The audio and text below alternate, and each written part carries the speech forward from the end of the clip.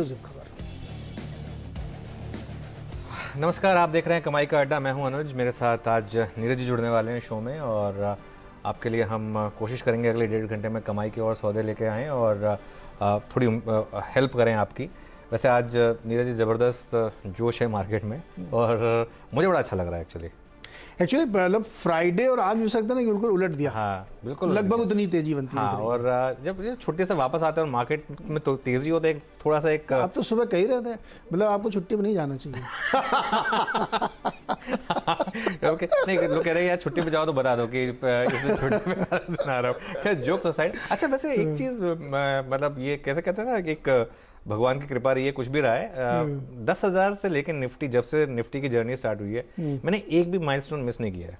मतलब 11, 12, 13, 14, 15 new highs जब भी निफ्टी ने लगाया है मैं हमेशा स्टूडियो में रहा हूँ। समहाउ कुछ ना कुछ एक वो है तो एक चलिए मतलब अच्छा है, चलो एक जैसे कहते हैं ना एक गुड लक चार्म मार्केट के लिए। लेकिन एक चीज़ है कि जो सुबह हमने डिस्कस किया था एग्जैक्टली मार्केट में वही बड़ी शॉर्ट कवरिंग, इनफैक्ट वो शॉर्ट कवरिंग है जितनी हमने एक्सपेक्ट की थी उससे ज़्यादा आ गई। मैं तो 500 पॉइंट की एक्सपेक्ट कर रहा था बैंक निफ्टी में, अब 700 पॉइंट की शॉर्ट कवरिंग बैंक निफ्टी में आ गई। और अच्छा एक और चीज़ है, आज कोई ग्लोबल संकेत नहीं है, आज रात को यूएस मार्केट बंद है, एकदम शांति, एकदम शांति है। हाँ। और तो हांगकांग बंद, शंघाई बंद, जापान के बंद, यूरोप के बंद और एकदम शांति। और अभी अगले 2-3 दिन रहेगी। एग्जैक्टली तो इसके लिए ये एक बहुत इंटरेस्टिंग चीज़ है क्योंकि अब इसमें जिन्होंने शॉर्ट किया है कल फ्राइडे को, मतलब वो फंस गए हैं। और आज देखिए आज की रैली में सबसे ज़बरदस्त चीज़ है जो हेडलाइन में मेंशन किया, मिड कैप इंडेक्स 2.5% की तेज़ी मिड कैप इंडेक्स में। 1100 पॉइंट गिरे थे हम फ्राइडे को मिड कैप इंडेक्स में, अभी हम 750 पॉइंट ऊपर हैं और अभी 1.5 घंटा बाकी है।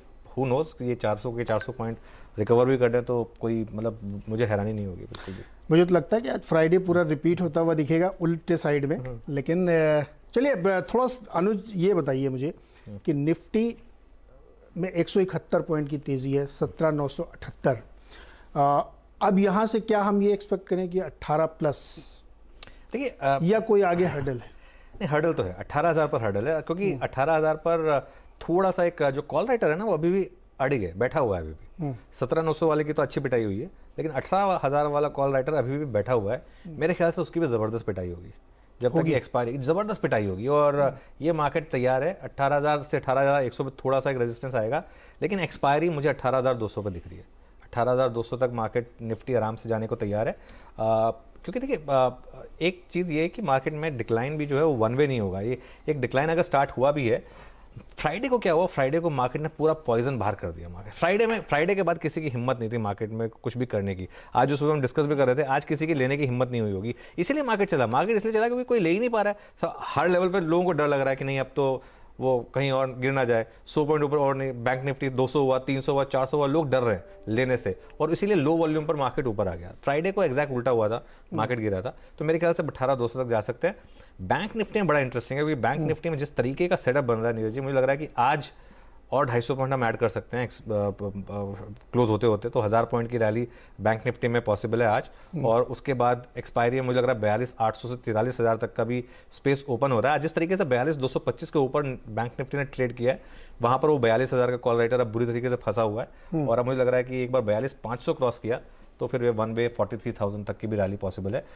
तो एक शानदार ज़बरदस्त, और यही एक मौके होते हैं मार्केट में कुछ जिसमें ग्रीड एंड फियर, एकदम कंप्लीट पैनिक में अगर आप बाय करते हैं नॉर्मली तो मार्केट आपको रिवॉर्ड करता है। एडवांस डिक्लाइन देखिए तो आप ये कह रहे हैं कि 18,200 निफ्टी में और 43,000 बैंक निफ्टी में, बिल्कुल। और इसको ये सपोर्ट कर रहा है कि अच्छा हमने एक चीज़ देखा पिछले कुछ महीनों में, अगर आप देखिए जिस दिन यूएस से या कहीं से दुनिया से कोई क्यूज नहीं ना, हमारे बुल एकदम एग्जैक्टली बिल्कुल वो चौड़ा देते हैं फिर। हाँ, when cats are away mice are at play. तो वाली बात है बिल्कुल। ये बिल्कुल आज दिख रहा है कि उधर कुछ नहीं है ना। चलो अब देखें। अच्छा एक बहुत बड़ी बात है, जो कोरोना का डर फ्राइडे को था आज नहीं है, बिल्कुल नहीं है। और वो एकदम शांत है। गवर्नमेंट की तरफ से, एक्सपर्ट की तरफ से, हमने तो इस पे एक आवाज अड्डा भी कर लिया। हाँ। वो सब कह रहे हैं कि इंडिया में वो फेयर नहीं है जो हमको फ्राइडे थर्सडे को लग रहा था। बिल्कुल। और हमने सब बात भी की थी इस बारे में कि एक तो कॉमन सेंस अप्रोच आज काम करेगी कि ग्लोबल क्यूज नहीं है और मार्केट शॉर्ट है, 0.75 का पुट कॉल रेशियो है और मार्केट में तेजी आएगी, तेजी करिए आज। और इवन कोविड का भी एक जो सुबह डिस्कशन हुआ था कि फियर फैक्टर नहीं है। और सबसे ज़्यादा जो हमारी सबसे ज़्यादा प्रॉब्लम हुई थी वो फियर फैक्टर की वजह से हुई थी। और इसकी वजह से मुझे लग रहा है कि अब एक तरीके से अच्छा है कि कुछ ज़्यादा लोग और चाइना में भी जो डेटा आ रहा है, और चाइना का अपने अलग फैक्टर्स है, उनका एक अलग वो, उन्होंने तो ये वेरिएंट देखे ही नहीं जो हम सब देख के वो निपटा चुके हैं जो, तो वहाँ पर हर्ड इम्यूनिटी अब बनेगी। तो इसके लिए मुझे लग रहा है कि अब ये सिर्फ एक चाइना स्पेसिफिक इशू बन के रहने वाला है। देखिए, हम में से कोई साइंटिस्ट तो है नहीं, तो थोड़ा बहुत तो आपको पिंच ऑफ सॉल्ट के साथ लेना पड़ेगा। हाँ। लेकिन जो एक कॉमन सेंस कहती है कि ये कोविड एक एक्सक्यूज था, मार्केट के लिए कुछ और एक्सक्यूज हो सकता था। अगर कोविड नहीं हुआ होता ना, कोई और रीजन आता, लेकिन मार्केट को एक बार गिरना था, एक बार हल्का होना था, अब वो मार्केट हो चुका है। और बिल्कुल जो लोग बीच बीच में अफवाहों पे इन सब पे ध्यान देते हैं कि कहीं लॉकडाउन, ऐसा कुछ नहीं होने वाला है, तो आप लोग उसमें निश्चिंत रहें। और एक बड़ी रैली की तरफ दोनों ही इंडेक्स हमारे दिख रहे हैं, और मिड कैप को तो कहने ही क्या है, क्या शानदार रैली। चलिए, आज कमाई गड्ढा में हमारे साथ जो मेहमान है, मैं आपको उनसे परिचय करा देता हूँ। हमारे साथ जो एक दमदार पैनल है, उसमें फंडामेंटल राय देने के लिए हमारे साथ हैं SMIFS के शरद अवस्थी, साथ ही टेक्निकल कॉल्स के जरिए आपकी कमाई कराने के लिए हमारे साथ मुंबई से जुड़ रहे हैं प्रकाश गाबा, राजेश सातपुते जी, विकास सालुंके, शिल्पा राउत और प्रशांत सावंत। इसके साथ ही 2:20 पर कॉर्पोरेट स्कैन में हमारे साथ होंगे सुवेन फार्मा के CMD वेंकट जस्ती जी, और साथ ही सुवेन में बड़ा हिस्सा खरीदने वाली कंपनी एडवेंट इंटरनेशनल के मैनेजिंग पार्टनर और इंडिया हेड श्वेता जालान से भी खास चर्चा हम करेंगे।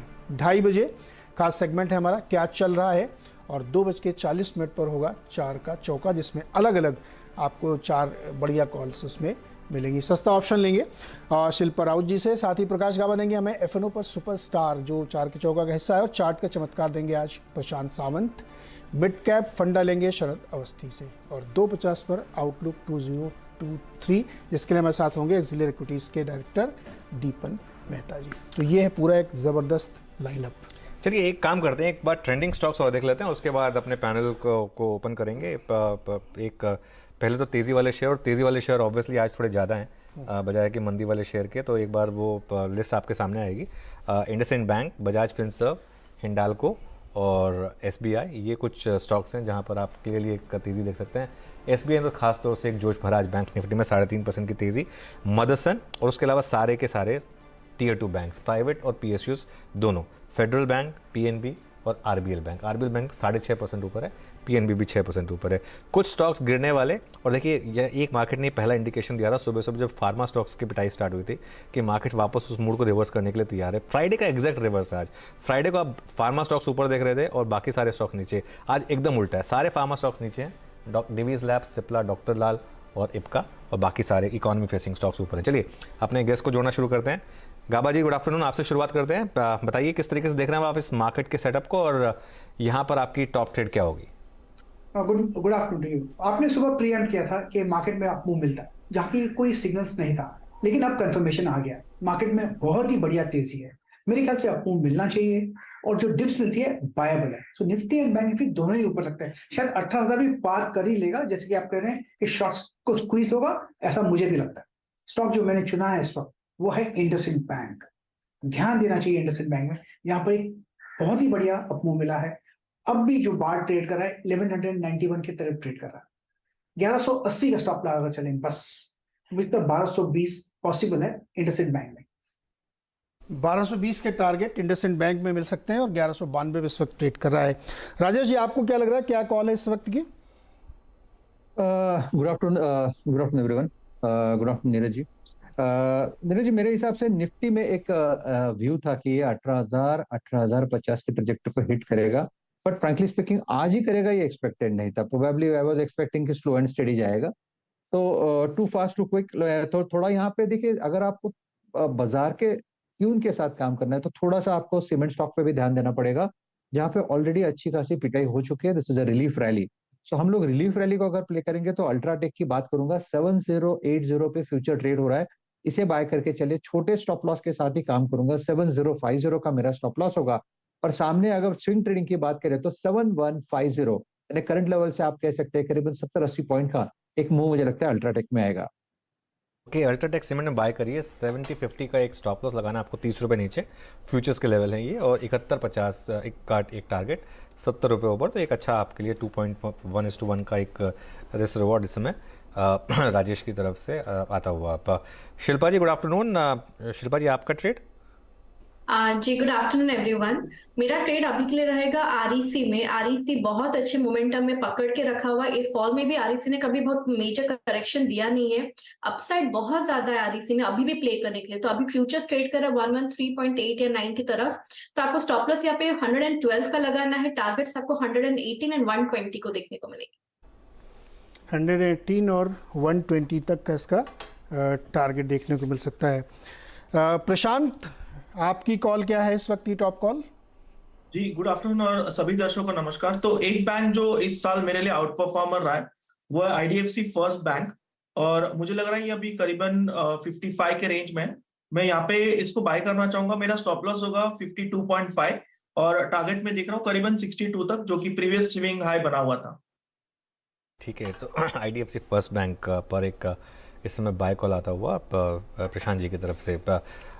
शरद जी गुड आफ्टरनून, आप किस स्टॉक पर दाम लगा रहे हैं आज? Good afternoon.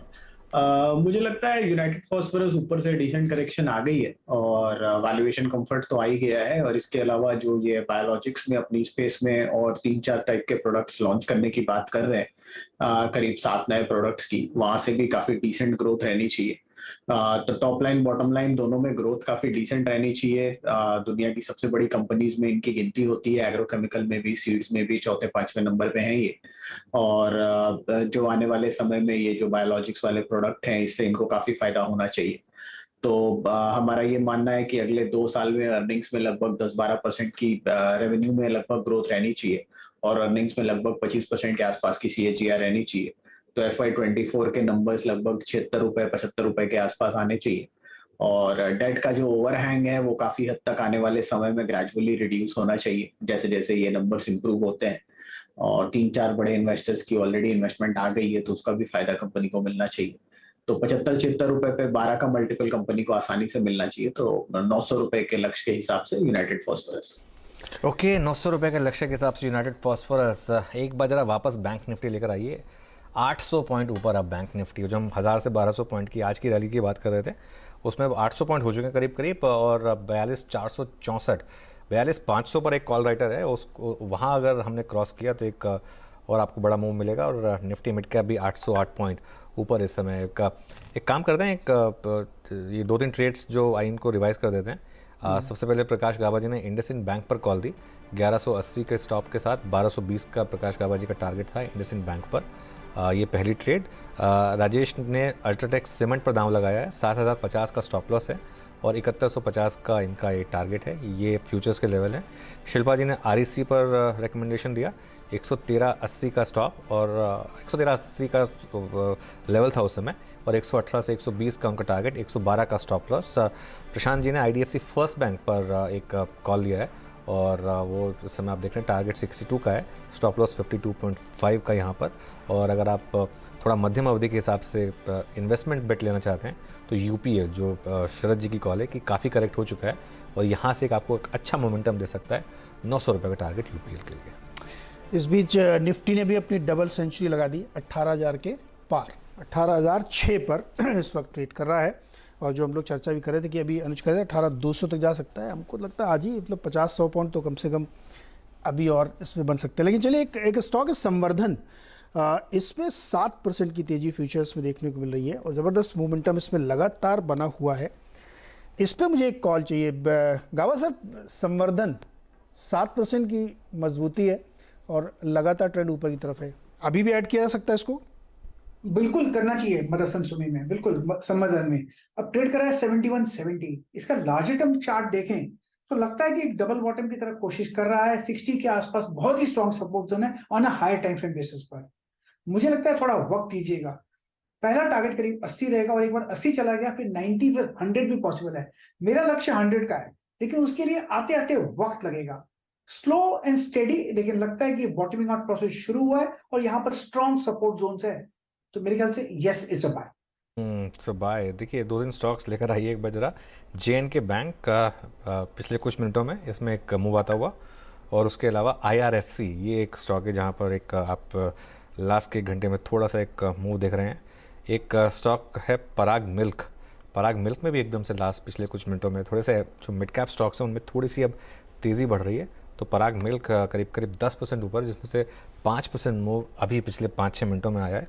और येस बैंक में भी एक मूव है। तो काफ़ी इंडिविजुअल स्टॉक्स हैं जिनमें आप इस समय एक अच्छा खासा मूव देख रहे हैं। निफ्टी की जहाँ तक बात करें तो State Bank of India clearly आज का स्टार आउट परफॉर्मर्स, करीब करीब 4% ऊपर। In terms of weight IndusInd Bank हालांकि ज़्यादा ऊपर है, लेकिन क्योंकि एसबीआई का वेट बहुत ज़्यादा है इसके लिए एसबीआई इस समय एक अच्छा खासा मूव दिखा रहा है। शरद जी, एसबीआई का एक पैटर्न रहा है पिछले 1 साल से कि बड़ी रैली आती है, फिर एक करेक्शन आता है और उसके बाद वापस ये रिक्लेम करता है। पहला स्टॉक बनता है जो अपने हाईज रिक्लेम करता है।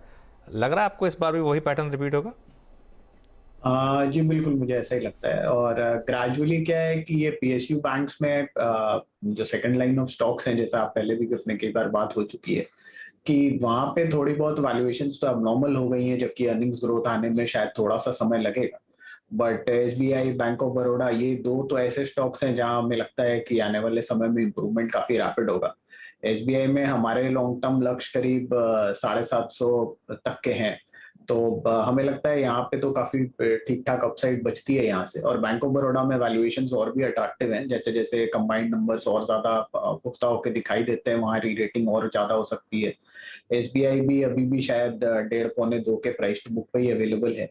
तो मुझे लगता है ग्रेजुअली ये जो गैप है प्राइवेट सेक्टर बैंक्स और पब्लिक सेक्टर बैंक्स के बीच में, वो काफी हद तक नैरो डाउन होने की काफी बड़ी गुंजाइश है आने वाले समय में। अच्छा, लोग कह रहे हैं कि बैंक सेक्टर अभी भी यहाँ से बड़ी रैली दिखाएगा, वो चाहे सरकारी वाले हों चाहे प्राइवेट हों, क्योंकि अभी जो उनकी ट्रेजेक्ट्री है, लोन ग्रोथ है। अभी थोड़ी देर पहले मैं लोढ़ा डेवलपर से ही बात कर रहा था, मैक्रोटेक से, वो भी कह रहे थे कि अभी भी रियल एस्टेट में बहुत ग्रोथ, क्योंकि लोन ग्रोथ भी इंडिकेट कर रही है।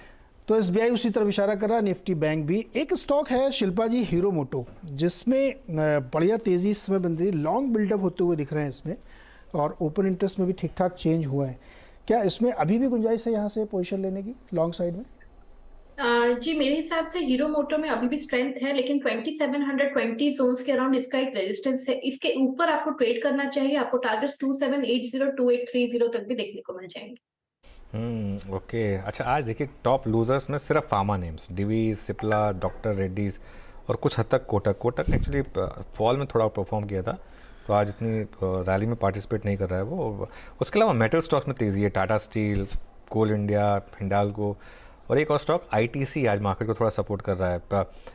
आईटीसी में सतपुते जी, लग रहा है कि करेक्शन खत्म हुई है या फिर अभी थोड़ा सा जल्दबाजी होगी ये कहना? आई थिंक थोड़ी जल्दबाजी होगी।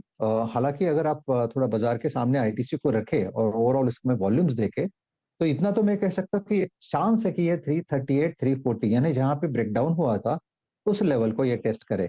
तो अगर आपने पोजीशन बनाई है तो फिलहाल आप इसमें बने रहे। आपका जो स्टॉप लॉस रहेगा वो रहेगा 331, ये फ्यूचर की लेवल है। फ्यूचर लेवल पे 331 के साथ बने रहे। सामने 338 340 का रेजिस्टेंस है। अगर उस लेवल के आसपास एक अपॉर्चुनिटी मिलेगी जहां पे आप अपना प्रॉफिट बुक कर सकते हैं। 338 340 का। अच्छा, जोमेटो का कोई खरीदार है क्या? 8% ऊपर है स्टॉक इस समय। शरद जी, आपको अच्छा लगता है जोमेटो और लेमन ट्री होटल दोनों 7%, वो भी ऊपर है? वैल्यूएशन वाइज तो थोड़ा मुश्किल है जस्टिफाई करना, क्योंकि 2 साल में भी लगभग कितना 50 पैसा 1 रुपए की ऑप्टिमिस्टिक एक्सपेक्टेशन है अर्निंग्स आने की। तो अनलेस और अनटिल आप ऐसी कोई थीम बेस्ड चीज लेके बाई करना चाहते, क्योंकि जनरली एक कॉन्सेप्ट है सबका कि जो चीजें हम यूज करते हैं या जो देश के लिए अच्छी हैं वो हमको इन्वेस्ट भी करना चाहिए। लेकिन हो सकता है प्रोडक्ट अपने लिए अच्छा हो, लेकिन नंबर्स के हिसाब से अभी भी डिसेंट नंबर्स आने में काफी टाइम लगेगा। अगर तो आप बहुत ज्यादा रिस्क वेंचर लेना चाहते हैं तो आप कूदिए ऐसे स्टॉक्स में। अदरवाइज मेरे हिसाब से बेटर है कि एक बार प्रॉफिटेबिलिटी आने लगे उसके बाद लीजिए, भले थोड़ा महंगा लीजिए तो ठीक है। बट अभी सिर्फ स्टोरी बेस ही है और प्रॉफिट आने में अभी भी 2, 2.5, 3 साल लगभग लग सकते हैं। तो जब तक कंपनी रेड में है मेरे हिसाब से अवॉइड ही करना चाहिए। ओके, ये नीरज इसकी रैली का एक कारण है, क्योंकि अब मार्केट अब उन स्टॉक्स पर फोकस करेगा जिनकी अक्टूबर टू दिसंबर अर्निंग्स बेटर होंगी। और जोमेटो के केस में क्या होने वाला है, एक तो अगर आपने, मुझे पता नहीं आपने वर्ल्ड कप फाइनल वाले दिन बाहर से कुछ ऑर्डर करने की कोशिश की थी या नहीं की थी, 1.5 से 2 घंटे से कम में कुछ नहीं आ रहा था। इतना मतलब उनके ऊपर वर्कलोड था। 2 वर्ल्ड कप हुआ और इस क्वार्टर में एक क्रिकेट का वर्ल्ड कप हुआ था, T20 वर्ल्ड कप, और एक ये फुटबॉल का वर्ल्ड कप, और अब क्रिसमस और ये 1 जनवरी ये वाला पीरियड आ रहा है। तो पूरा का पूरा जो है, मतलब अगर इस क्वार्टर में उनका डिलीवरी बिजनेस जो है, अगर इस क्वार्टर में अगर वो अच्छे नंबर नहीं दिखाएगा तो फिर कभी नहीं दिखा सकता। तो इसके लिए मार्केट ये एक टैक्टिकल कॉल है मार्केट की कि ये जो है, और वापस थोड़ा सा ऊपर के लेवल से थोड़ा करेक्ट भी हुआ था। 42-43 इसमें एक रैली स्टार्ट हुई थी जो आपको 67-68 तक ले गई थी, वहाँ से फिर ये नीचे गिरा था। तो अब ये थोड़ा सा एक टैक्टिकल प्ले है यहाँ पर, इसके लिए लोग जाड़े में लोग थोड़ा सा रजाई के अंदर घुसे रहते हैं, नॉर्थ में तो ऑर्डर कर देते हैं। हाँ नहीं, नॉर्थ में तो खैर काफ़ी आउटसाइड से ऑर्डर करते ही हैं, लेकिन प्लस इस बार ये फैक्टर भी आ गया कि 2 वर्ल्ड कप थे। Q4 अच्छा जाएगा और उसके बाद जो नए साल का Q1 आएगा उसमें IPL शुरू हो जाएंगे। बिल्कुल भाई मैं तो बहुत देखता हूँ IPL के मैच, कुछ काम करने का मन नहीं होता। नहीं, हम सभी देखते हैं खैर। तो इसकी वजह से शायद थोड़ी बाइंग आ रही है। चलिए काम करते हैं, एक कंपनी के मैनेजमेंट को जोड़ते हैं। सुवेन फार्मा के प्रमोटर्स ने कंपनी में अपनी बड़ी हिस्सेदारी एडवेंट इंटरनेशनल को बेचने का फैसला किया है। प्रमोटर्स ने ये हिस्सा क्यों बेचा, आगे क्या प्लान है, इस पर हमारे साथ चर्चा के लिए सुवेन फार्मा के CMD वेंकट जस्ती जी मौजूद हैं। जस्ती जी, गुड आफ्टरनून। तो ये स्टेक बेचा क्यों आपने? आप पहले तो कह रहे थे कि नहीं हम नहीं बेचेंगे जब ये मार्केट बज़ चल रहा था। Yes, I mean, anything is until done, nothing can be done, right? No guarantees. And the reason why we want to sell is actually we're looking for a strategic investor, as I was telling you last time also. But this time we did not get the strategic investor, but we have got a strategic investor come financial investor who has deep knowledge and also the number of companies they have in the pharmaceutical field, and they can bring value addition to our company. That's the reason why we have contemplated this deal at this time. Okay. तो अब अभी आप company को चलाएंगे, लेकिन आगे जाके ऐसा होगा क्या कि जो नॉर्मली होता है, जो एक इन्वेस्टर होता है वो अपनी मैनेजमेंट बाद में एक और खुद लेकर आता है, ये एक स्टॉप गैप है या आप अगले कई सालों तक आपको लग रहा है कि आप ही चलाएंगे कंपनी को? As a matter of fact, this deal, the closure itself takes 5 to 6 months.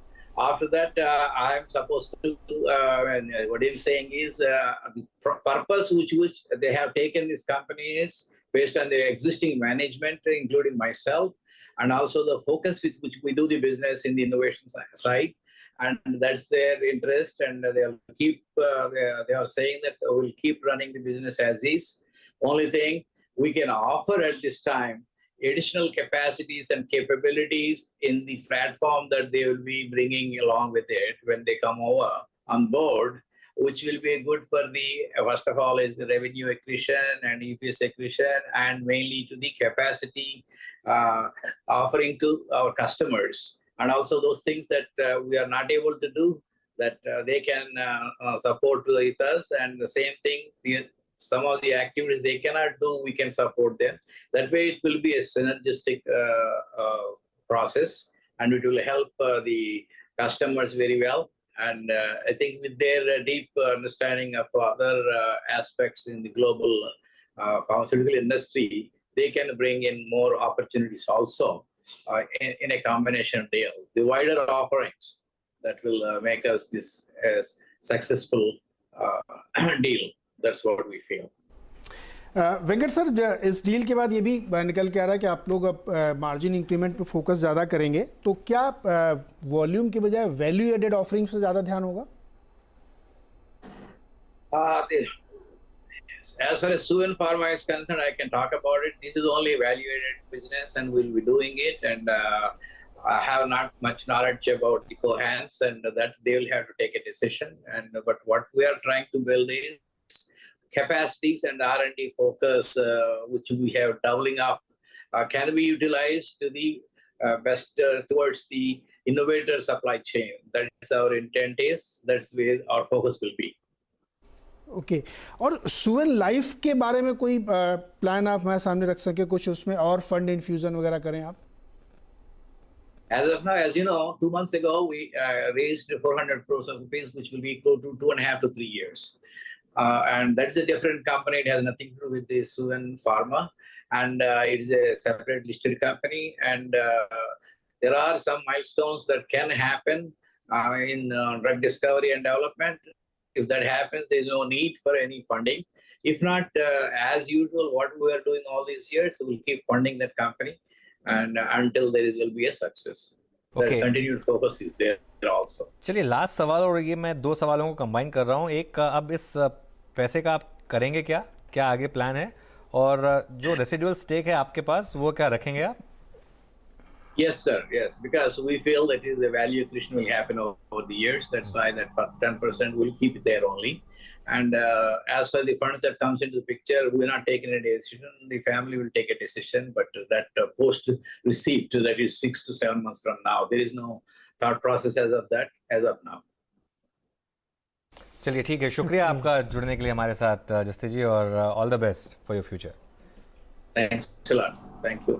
तो ये जो जस्ती जी ने जो कहा उसको भी एक बार जरा समझा देते हैं हमारे दर्शकों को भी, जो थोड़ा सा, क्योंकि पूरा उन्होंने जो बात की वो इंग्लिश में की थी कि एक वैल्यू एडेड प्रोडक्ट्स पर इनका फोकस रहा है, और एक स्ट्रैटेजिक इन्वेस्टर इन्होंने सोचा था कि पहले एक स्ट्रैटेजिक इन्वेस्टर आएगा, और उसके बाद अब इसको एडवेंट को पार्टनर बनाकर इनको लग रहा है कि आगे जाकर काफ़ी ग्रोथ मिल सकती है, और जो 10% अब इनके पास रह गया है वो उनको लग रहा है कि मैनेजमेंट वही रहेगी और वो आगे बिजनेस चलाएंगे, और वैल्यू यहाँ से ग्रोथ और ज़्यादा होगी तो 10% स्टेक की भी वैल्यू बढ़ेगी, इसके लिए वो 10% स्टेक को अपने पास रखेंगे।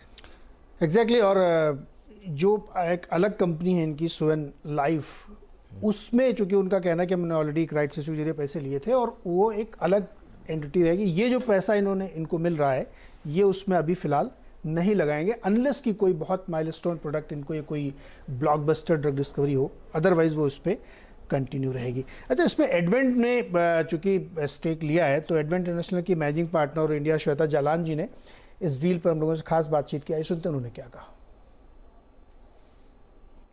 The way we are envisaging the combination subject to regulatory approvals and board and shareholder approval for Suven and Cohance is to build the third largest CDMO and API company in India, which has high growth, high margin and high return on capital. That's the way we've thought about the combined platform, because both the companies reflect these characteristics. So the first half is tracking exactly the numbers that you've spoken about, which is 1,300 crores revenue, give or take about 28% margin and close to 30% ROCE for the business. So I would say the combined financials, Suven isn't public, and I don't want to speak for consolidated financials, but by and large, I would say equal size companies in terms of revenue. Suven, as we know, is 1,300 crores revenue, 44% margin, and Cohance is 1,300 crores revenue and about 28% margin, right? Consolidation often has some net pluses and minuses, so I don't want to speak of audited numbers. But if I look at broad headline numbers, this is the way the numbers for both companies are. Okay, तो ये advent की तरफ से श्वेता जलान। अच्छा, bank Nifty जरा देखिए एक बार वापस Neeraj ji, 900 point almost rally अब हो चुकी है बैंक निफ्टी में। तो जब हमारा 1000 पॉइंट का एक टारगेट था, 1000 से 1200, उसकी तरफ बढ़ते हुए अब सिर्फ 140 पॉइंट दूर रह गए उस टारगेट से, और नीचे से रिकवरी देखिए 957 पॉइंट की। अच्छा, इसमें एक चीज़ इंटरेस्टिंग हुई है कि बहुत लोगों ने आज इस रैली में बिलीव नहीं किया होगा, और एक्चुअली इन मार्केट में मैं एक और चीज़ बताता हूँ, इस मार्केट में सबसे ज़्यादा पैसा कब बनता है? आपको लगा होगा कि सुबह जिसने गिरावट में ख़रीद लिया बस उसका ही पैसा बना, नहीं। जिसने सुबह गिरावट में ले लिया उसके बाद तो एक्चुअली ऑप्शन काफ़ी टाइम तक तो चले नहीं, सबसे ज़्यादा ऑप्शन तो लास्ट के 1 घंटे में चले हैं, और मुझे लग रहा है कि उसके अलावा एक और लास्ट, नॉर्मली आप ये अज्यूम करिए कि नॉर्मली ट्रेंडिंग मार्केट एकदम दिन के हाई पर जाकर बंद होती है, और उसमें जो कॉल राइटर फंस गया, अब जो 18,000 का कॉल राइटर फंसने की तैयारी कर रहा है, 17,900 तक सुबह फंस गया था, उसने काफ़ी हद तक ब्रेवाडो दिखाया, लेकिन उसके बाद वो चला नहीं। अब जो 18,000 का कॉल राइटर है वो ये सोचेगा कि अब कल क्या होगा, कल सुबह हम आएंगे, कोई ग्लोबल क्यूज़ नहीं होंगे, मार्केट में मोमेंटम वापस आ गया है, कल अगर वापस 100 पॉइंट का गैप अप हो गया तो क्या करेंगे? तो इसके लिए फिर अब वो 18,000 का जो कॉल राइटर है, अब वो काम करेगा, वो अपनी पोजीशन छोड़ेगा। यही हो रहा है बैंक निफ्टी में। हमने बात की थी कि 42,200 के कॉल राइटर पहले फंसा, अब 42,500 के ऊपर हम ऊपर चल रहे हैं, और 42,500 की कॉल जो है, अब वो 42,500 का कॉल राइटर सोच रहा है अब मैं क्या करूं, क्योंकि 800 साढ़े 800 पॉइंट बैंक निफ्टी ऊपर है, और बैंक निफ्टी के लिए एक ही दिन में 1000-1200 पॉइंट करना आजकल कोई बड़ी बात नहीं है। तो उसमें अगर आप फंस गए, आपने 42,500 की कॉल बेची हुई है मान लो, 324% का प्रीमियम जंप है, देखिए क्या ज़बरदस्त, मैसिव 325% किसे कहते हैं। ये मैंने जब ट्रेंडिंग एक्सपायरीज होती है, मैंने 600-700% भी जंप देखा है प्रीमियम में। तो ये मुझे लग रहा है कि यही आपको एक फॉर, इसके लिए मार्केट में शॉर्ट। अच्छा, एक और चीज़ हमने डिस्कस की थी आज सुबह नीरज जी, आपको याद होगा, आप यहाँ बैठे हुए थे, कि FII का डेटा जब भी नेगेटिव हो जाए तब बहुत अच्छा होता है, जब भी FII शॉर्ट हो जाए तब मार्केट में रैली आती है, और मार्केट में जब भी FII लॉन्ग हो जाते हैं तब मार्केट में डिक्लाइन आती है। ये एक चीज़, ये 4, 5, 6 बार हम कर चुके हैं डिस्कस, कि हर बार जो है रिटेल और जो क्राउड है, वो जो प्रॉप बुक क्राउड है, F&O में एटलीस्ट इस बार तो चलिए ठीक है, लास्ट वीक सबकी पिटाई हुई है, लेकिन F&O में वो जो एटलीस्ट एक डेटा पॉइंट है, जब भी FIs ओवरसोल्ड हो जाते हैं मार्केट में रैली आती है, जब भी FIs ओवरबॉट हो जाते हैं, रिकॉर्ड लॉन्ग पोजीशन थी जब जहाँ से मार्केट गिरा और एकदम से शॉर्ट पोजीशन हुई, आज मार्केट में रैली आ गई। सुबह आपने कहा था कि ये FI वाली बात की जब नेगेटिव होता है तो मार्केट में तेज़ी आती है, बैंक निफ्टी में इतनी बड़ी तेज़ी हो सकती है, सुबह से हम लोग कई बार कह चुके हैं। आज आपकी ज़ुबान पर सरस्वती है तो बोल दीजिए ना कि निफ्टी 19,000 से पहले नहीं रुकेगा। बोलने में क्या जाता है, बोलिए ना, आज बोल दीजिए, हो सकता है सही हो जाए। 2023 में तो निफ्टी 20,000 पे जाएगा। नहीं 23 नहीं, मुझे इस रैली में चाहिए। इस रैली में देखिए 19,000 थोड़ा कहना टफ होगा, क्योंकि एक बार एक मार्केट 18,600 पे एक हर्डल आएगी मार्केट को, क्योंकि पहले आई थी तो इसके लिए। और आज देखिए एक्स्ट्रापोलेट करना थोड़ा सा टफ है। आज का दिन था, आज आप जो बोल रहे हैं ना जुबान पर सरस्वती वाली बात, मैं आज बिल्कुल तो मैं इसलिए तो बुलवाना चाहता हूँ, हो सकता है सही हो जाए। सरस्वती दिन में एक बार बैठती हैं वो मैं उस समय बोल दिया था, एक्चुअली जो सुबह बोल दिया था वो, अगर वो उस समय अगर आपने पूछा होता तो मैं उससे बोल देता चलिए 19,000 हो जाएगा तो अलग बात है। लेकिन आज मुझे ट्विटर पे भी बहुत लोगों ने जैसे लिखा है कि वो जो आज का सेटअप है उसके चलते कई लोगों ने बहुत पैसा बनाया, और हमारा एम ही एक्चुअली यही है कि जो रिटेल देख रहा है हमको वो थोड़ा पैसा बना ले हमको देख के, तो हमको तो उसी से खुशी मिल जाती है। नहीं बिल्कुल सही है। और देखिए आज क्या ज़बरदस्त आवाज़ के जो भी दर्शक होंगे ना, सुबह से लगातार उनको फ़ायदा हो रहा है। आप देखिए 900 के बिल्कुल करीब पहुंच रहे हैं, 875 से ऊपर निकले, 870 हो गया यहाँ पे, तो ये एक पूरी तस्वीर बनती हुई दिख रही है। एक क्वेश्चन जो सुवेन के भी हम लोगों ने इतनी लंबी चर्चा की, शरद आपको लगता है कि सुवेन इन्वेस्टर्स के लिए एक अच्छी बाई की अपॉर्चुनिटी हो सकती है? क्योंकि जब भी ऐसे हमने देखा है कि बड़े फंड्स आके इसमें लेते हैं PE वगैरह या प्राइवेट इक्विटीज़, तो 2-3 साल बाद जब वो छोड़ते हैं तो 3-4x में हो जाता है। इस डील में ऐसा कुछ लग रहा है आपको? देखिए इस डील में 3-4 वेरिएबल्स हैं, वो वापस सुवेन में ये एक्विजिशन करने के बाद उसको कैसे मर्ज्ड एंटिटी को कैसे आगे ले जाते हैं, उस पर काफी कुछ डिपेंड करेगा। बड़ा ग्रुप है जो एसोसिएट हो रहा है तो उसका फायदा इस कंपनी को मिलना चाहिए। स्टैंड अलोन लेवल पे सुवेन में 17-18% की ग्रोथ एक्सपेक्टेड है, तो और स्टॉक लगभग 25 टाइम पे ऑलरेडी ट्रेड कर रहा है, जहां आपको फ्रंटलाइन नेम्स उस वैल्यूएशन से कम में लगभग मिल जा रहे हैं बाजार में। और रुपी का रिवर्सल अगर होता है डॉलर के अगेंस्ट में, तो वो कॉन्ट्रैक्ट मैन्युफैक्चरिंग कंपनीज के लिए उतना पॉजिटिव नहीं होगा, तो वो भी एक चैलेंज आने वाले समय में ये स्पेस को फेस करना पड़ सकता है। तो बैलेंस आउट अगर आप करके देखें तो मुझे लगता है जिन वैल्यूएशन पे स्टॉक ऑलरेडी है वहां से बहुत ज्यादा अपसाइड मुझे डाउटफुल है कि अनलेस एंड अनटिल कुछ बहुत कॉन्क्रीट प्लान्स बन के आते हैं जिसका फायदा मिलता है। मुझे लगता है ये बेटर है कि आप फ्रंटलाइन स्टॉक से जैसे डॉक्टर रेड्डी है या और कुछ है वहां वो बैठ ले तो ज्यादा बेटर है। ओके देखिए आज ज़बरदस्त मूव, 944 पॉइंट अब बैंक निफ्टी में, तो 1000 तो खैर मुझे लग रहा है ये तो अभी कर देगा, मतलब बचा क्या 1000 में, एक्चुअली 70 पॉइंट ही तो बचे हैं। हाँ मतलब इंट्राडे की रिकवरी तो हो गई है 1033, लेकिन इवन एब्सोल्यूट बेसिस पर भी अब 930 पॉइंट ऊपर है निफ्टी और बैंक निफ्टी। और देखिए निफ्टी में अच्छा अब एक बार जरा वो 18,000 की कॉल लेकर आइए, ज़रा एक बार 18,000 की कॉल के हाल देख लेते हैं एक बार।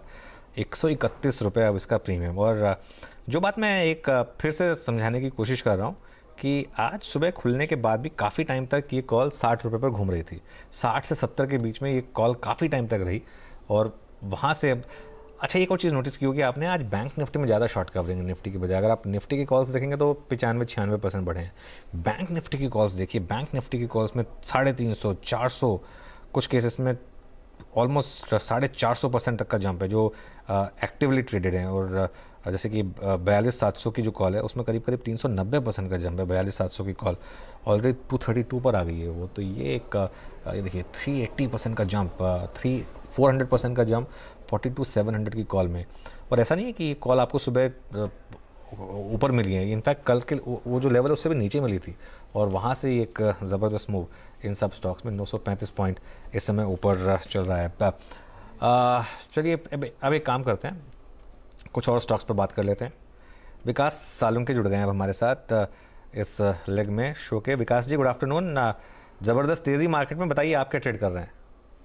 गुड आफ्टरनून जी। देखो मुझे लगता है कि मार्केट में एक पुल बैक रैली देखने मिली, बट उसमें भी अगर लास्ट के पूरे वीक में अगर एक स्टॉक के बारे में बात करूं तो REC लिमिटेड है, जो वीकली चार्ट पे अभी भी उसका जो सेटअप है वो अभी भी स्ट्रॉन्ग साइड ही दिखा रहा है। मुझे लगता है ये ऊपर में 126, 128 इस रेंज तक ये पॉजिटिव साइड मोमेंटम कैरी करेगा। नीचे में हमने नोटिस किया है कि 108, 110 ये एक बेस सपोर्ट इस काउंटर में देखने मिला है, जो फ्राइडे के दिन में हमने देखा कि आसपास उसके आसपास ये रिट्रेस हुआ था, आज उसी रेंज से वापस से अच्छा खासा एक पुल बैक रैली देखने मिला और मुझे लगता है कैरी करेगा। इसका वीकली चार्ट भी आप नोटिस करोगे तो बहुत स्ट्रॉन्ग है, 108 का नीचे में सपोर्ट बना चुका है और ऊपर में एक नया रिकॉर्ड जो है 114 115 के आसपास ही है। जैसे ही इसके ऊपर ट्रेड करते हुए देखने मिल रहा है, अभी फिलहाल तो उसके ऊपर ट्रेड कर रहा है, तो मुझे लगता है 124 126 इस बड़ी रेंज के लिए इस काउंटर में एक पॉजिटिव साइड एक रुझान देखने मिल सकता है। और दूसरा स्टॉक मैं यहाँ पे बोलना चाहूंगा एसबीआई लाइफ, जो यहाँ पे मुझे लगता है एक शॉर्ट पीरियड में एक अच्छी खासी पुल बैक रैली दे सकता है। 1240 के ऊपर अभी ये वापस ट्रेड करना स्टार्ट कर चुका है, तो मुझे लगता है 1300 के टारगेट के लिए इसको भी बाय करके जा सकते हैं। नीचे में 1220 का यहाँ पे स्टॉप लॉस रिकमेंड करूंगा। और ये काउंटर में जो इस हिसाब से लास्ट हाफ एन आवर में जो पॉजिटिव साइड मोमेंटम देखने मिल रहा है, तो मुझे लगता है 1 से 2 दिन के पॉइंट ऑफ व्यू में ये काउंटर जो है 1300 के रेंज में आते होते देखने मिल सकता है। ओके, तो यहाँ पे देखने को मिल सकता है एक स्टॉक तुरंत देखिए सर, मजगांव डॉक, इसमें 13% की तेजी है 792 रुपये में। एक बहुत सॉलिड मोमेंटम इसमें बनता हुआ दिख रहा है मजगांव डॉक। शिल्पा, आपको अच्छा लगता है मजगांव डॉक? इस पर कुछ खरीदारी की जा सकती है? सॉरी, एक्चुअली एफएनओ में नहीं है तो I don't track that counter. Okay, Prashant आप ट्रैक करते हैं? जी डेफिनेटली, जहां तक मैं ये स्टॉक को देख रहा हूँ, इनफैक्ट ये लास्ट ईयर का मेरा फेवरेट रहा है और आज जो पैटर्न बना है यहाँ पे काफी शॉर्टर ट्रैप हुआ है। दूसरी बात जो मुझे दिख रही है, अभी भी करीबन 1 घंटे का कामकाज बाकी है, बट जो डेली वॉल्यूम बना हुआ है वो पिछले करीबन 20 दिनों के डेली वॉल्यूम से ऑलरेडी हाई है। इसका मतलब जो बाइंग है वो हाई कन्विक्शन और स्ट्रॉन्ग हैंड्स के बाइंग हुई है, तो यहाँ पे आप बाय कर सकते हो। 790 के रेंज में चल रहा है, मेरे हिसाब से आप 755-60 के रेंज में स्टॉप लॉस रखो, पोजिशनल ट्रेड होगी और मेरे हिसाब से ये आपको करीबन 900 से लेके 925 तक के लेवल्स भी दिख जाएंगे। चलिए देखिए, बैंक निफ्टी 1025 पॉइंट ऊपर अब नीरज जी, और वो फिर अच्छा अभी भी मौका है आपके पास बोलने का। नहीं, लेकिन देखिए जबरदस्त तेजी है। और नीरज जी एक और चीज, सबसे ज्यादा पैसा आपका लास्ट के 10 मिनट में बना है। एग्जैक्टली, मतलब ये एक बार मोमेंटम आ जाए मार्केट में, उसके बाद ये आप कभी भी लेट नहीं होते हैं मार्केट में। एक चीज समझ लीजिए, एक पैटर्न समझना होता है आपको कि मार्केट में आज शॉर्ट कवरिंग है, तो उसमें मार्केट जहां पे भी आपको इंट्राडे में कोई भी डिप दे दे, कोई भी कंसोलिडेशन दे दे, अब जैसे 1032 पॉइंट ऊपर है ये, अब 1200 पॉइंट तो मुझे लग रहा है डन है, हो सकता है 1300-1400 पॉइंट भी ऊपर बंद हो ये बैंक निफ्टी इस समय। तो उसका तरीका क्या है, देगा मार्केट आपको इंट्राडे में कंसोलिडेशन, प्रॉफिट टेकिंग दोनों देगा। 42,700 है आपको आपके पास। अब मान लो 42,650 के करीब मिल जाए आपको किसी कारण से, वैसे देखिए रुक नहीं रहा है, 42,715, 42,717 और जस्ट वन वे। मैं एक एग्जांपल देता हूँ, अगर किसी तरीके से हम ये एक फाइनेंशियल निफ्टी की कॉल ले आए, आप करीब आई थिंक 18,900 की कॉल, एक सेकंड देख लेते हैं निफ्टी फाइनेंशियल सर्विसेज ट्रेड कहाँ कर रहा है, क्योंकि उसकी कल एक्सपायरी है, इसके लिए मैं उस पर थोड़ा ज़्यादा फोकस कर रहा था। हाँ, 18,900 की कॉल निफ्टी फाइनेंशियल सर्विसेज की कल की एक 18,900 की कॉल ले आई है। ये देखिए, हमने जब शो स्टार्ट किया था तब ये 40 रुपये की थी, ठीक है। सुबह ये ऑब्वियसली 20 रुपये थे, 20 से 40 ही हो पाई, लेकिन ये जो आखिरी का 1 घंटे का मोमेंटम है ना, उसमें इसने 40 से 120 का वो किया। तो अगर आपका सुबह व्यू सही भी रहा कि मार्केट ऊपर मतलब नीचे से ऊपर जाएगा, आपने कितना पैसा बनाया, ये सबसे बड़ी बात है यहाँ पर। और इसके लिए लेटिंग योर प्रॉफिट रन या फिर ट्रेलिंग योर स्टॉप लॉस, वो एक स्ट्रैटेजी काम करती है मार्केट में। और ये देखिए क्या ज़बरदस्त इस समय मूव है, 935% का प्रीमियम जंप। वो जो मैं कह रहा था ना, कुछ ऑप्शंस में आज आपने 1000% के भी अगर आप जंप देखेंगे, ये देखिए 18,900 की कॉल अब 1000% ऊपर है। 1000% ऊपर का मतलब है 10 बैगर आपको इंट्राडे में एक ऑप्शन ने कमा के दिए। इस बीच 1150 पॉइंट हो गया है बैंक निफ्टी। तो लो से यू मीन लो से और नीचे, मतलब ओवरऑल तो अभी भी 1070 ही है। हाँ, लो से नहीं, अभी बीच में उसने 1130 एक मारा, फिर 1130 मारा, 1130 लिया। हाँ। अभी 1063 पे खड़ा हुआ है। हाँ। तो ये तो बिल्कुल सही है, बैंक निफ्टी में जबरदस्त मोमेंटम, और उधर निफ्टी भी कम नहीं, 250 पॉइंट की मजबूती उधर भी है। बैंक निफ्टी में अभी तुरंत ट्रेड एक ले लें क्या एक, और मैं ये उम्मीद करूं कि 43,000 आज हो जाएगा। शिल्पा जी आप बताइए। जी मेरे हिसाब से तो यस लेना बनता है यहाँ पे, लेकिन 43,000 का एक रेजिस्टेंस है, तो आई विल बी वॉचफुल। अगर किसी को पार्टिसिपेट करना है तो मेरे हिसाब से आप ऑप्शन में ट्रेड कर सकते हैं बैंक निफ्टी का 43,000 का कॉल ऑप्शन अभी 199-200 पे ट्रेड कर रहा है, तो आपको यहाँ पे स्टॉप लॉस 160 का लगाना है, नॉट मच। एंड फिर आपको यहाँ पे हो सकता है कल आपको 280-300 प्लस के भी टारगेट्स देखने को मिल जाएंगे, but it is dicey but worth taking the risk. Prashant ji, आपको लग रहा है कि कॉल ली जा सकती है कोई बैंक निफ्टी में अभी भी? जी, नॉर्मली जब ये स्ट्रक्चर होता है तो जो इंडेक्स का हाई है वो उस दिन के 3:20 और 25 मिनट के बीच बनता है, क्योंकि ये जो कॉल राइटर्स है उनको निकलने देते नहीं है, उनकी पूरी फायर फाइटिंग के अगेंस्ट मूव आती है। तो आप बिल्कुल कॉल ले सकते हो, बट मेरी स्ट्रिक्ट सलाह होगी कि प्रॉफिट बुक करके डे एंड पे ले जाइए, क्योंकि ओवरनाइट पोजीशन में लॉन्ग कैरी नहीं करना चाहूंगा। कल भी मार्केट मौका देगा आपको, ऐसा नहीं है, लेकिन आज तो 320 टू 325 का वेट करिए। बिल्कुल सही बात बोली है प्रशांत जी ने। ये मार्केट में अक्सर होता है कि ट्रेंडिंग मार्केट जो होती है, इंट्राडे की ट्रेंडिंग मार्केट, वो highest point of the day पर जाकर बंद होती है। और अब बैंक निफ्टी उसकी तैयारी कर चुका है 1070 पॉइंट ऊपर। एक बार जरा कॉन्ट्रीब्यूशन लेकर आइए बैंक निफ्टी का और देखते हैं यहाँ पर क्या ज़बरदस्त आपको इस समय मूव दिख रहे हैं। और उसमें आपको एक क्लियरली एक जो मूव दिखाई देगा HDFC बैंक का। और जब HDFC बैंक में इस तरीके का मूव आता है, देखिए 358 पॉइंट का कंट्रीब्यूशन बैंक निफ्टी में HDFC बैंक की तरफ से और 246 ICICI बैंक। ये दो स्टॉक मिला दें तो करीब करीब 50% से ऊपर बैंक निफ्टी का ये दोनों स्टॉक बना देते हैं। और आज इन दोनों ने कमाल दिखाया है और उसमें थोड़ा सा SBI का भी तड़का है। तो वो जो कोटक रेड में था वो भी अब मेरे ख्याल से ग्रीन में आ गया। 1100 पॉइंट बैंक निफ्टी ग्रीन में। और चलिए 43 तो आज लग रहा है, 43 हो जाना चाहिए आज बैंक निफ्टी, मतलब कुछ 43 आराम से 43 हो जाना चाहिए, उसमें कुछ बचा नहीं है। लेकिन हाँ, अब ये इसका मतलब क्या, लेकिन अब बड़ा सवाल ये है, अब कई लोग ये पूछ रहे हैं मुझसे कि क्या इसका मतलब है ये जो करेक्शन आई थी ये खत्म हो गई। अच्छा चांस है कि हो गई होगी, क्योंकि एक इंट्राडे में ये पुल बैक आया। ये अगर गैप अप के साथ आया होता तो मैं कहता कि थोड़ा मुझे रिस्क है, लेकिन क्योंकि इंट्राडे में सुबह पहले आप गिरे थे, उसके बाद ये मार्केट में रैली आई थी, तो एक मार्केट ने अब एटलीस्ट एक चीज़ तो बता दी आपको कि 17,800 निफ्टी पर अब आपके लिए लक्ष्मण रेखा बन गई है। और बैंक निफ्टी पे जो रिसेंट लो था वो लेकिन यहाँ पर एक ज़बरदस्त मोमेंटम इस समय। गाबा जी, इस मोमेंटम में कुछ निफ्टी या बैंक निफ्टी पर आप कुछ कॉल ले सकते हैं? जी हाँ, मुझे लगता है बैंक निफ्टी में थोड़ा डिप आ जाए तो लेना चाहिए, क्योंकि बैंक निफ्टी में तेजी है, इतना है कि 798 के करीब ट्रेड कर रहा है फ्यूचर्स, मतलब लगभग 40,800 है। तो यहाँ पर थोड़ा डिप की जरूरत है, डिप आए तो खरीदिए, अदरवाइज लेट्स सी। लेकिन निफ्टी में मुझे अच्छा लगता है जो ब्रेकआउट मिला है वो लगता है 18,100 पार कर लेगा निफ्टी फ्यूचर्स। तो मुझे लगता है यस, निफ्टी में एक ट्रेड बनता है, ना कि बैंक निफ्टी पे। आप यस, निफ्टी लेना चाहिए, वो करीब ले जाएगा 18,200 फ्यूचर्स, गुड चांस यहाँ पर लेना चाहिए। और स्टॉप हुआ करीब 18,000 का, कुछ खास भी नहीं है। ओके राजेश, सीमेंस को नजर डालिए, एक 1.25% के आसपास ऊपर दिख रहा है, 2843 के आसपास है, लॉन्ग बिल्टअप होते हुए दिख रहे हैं।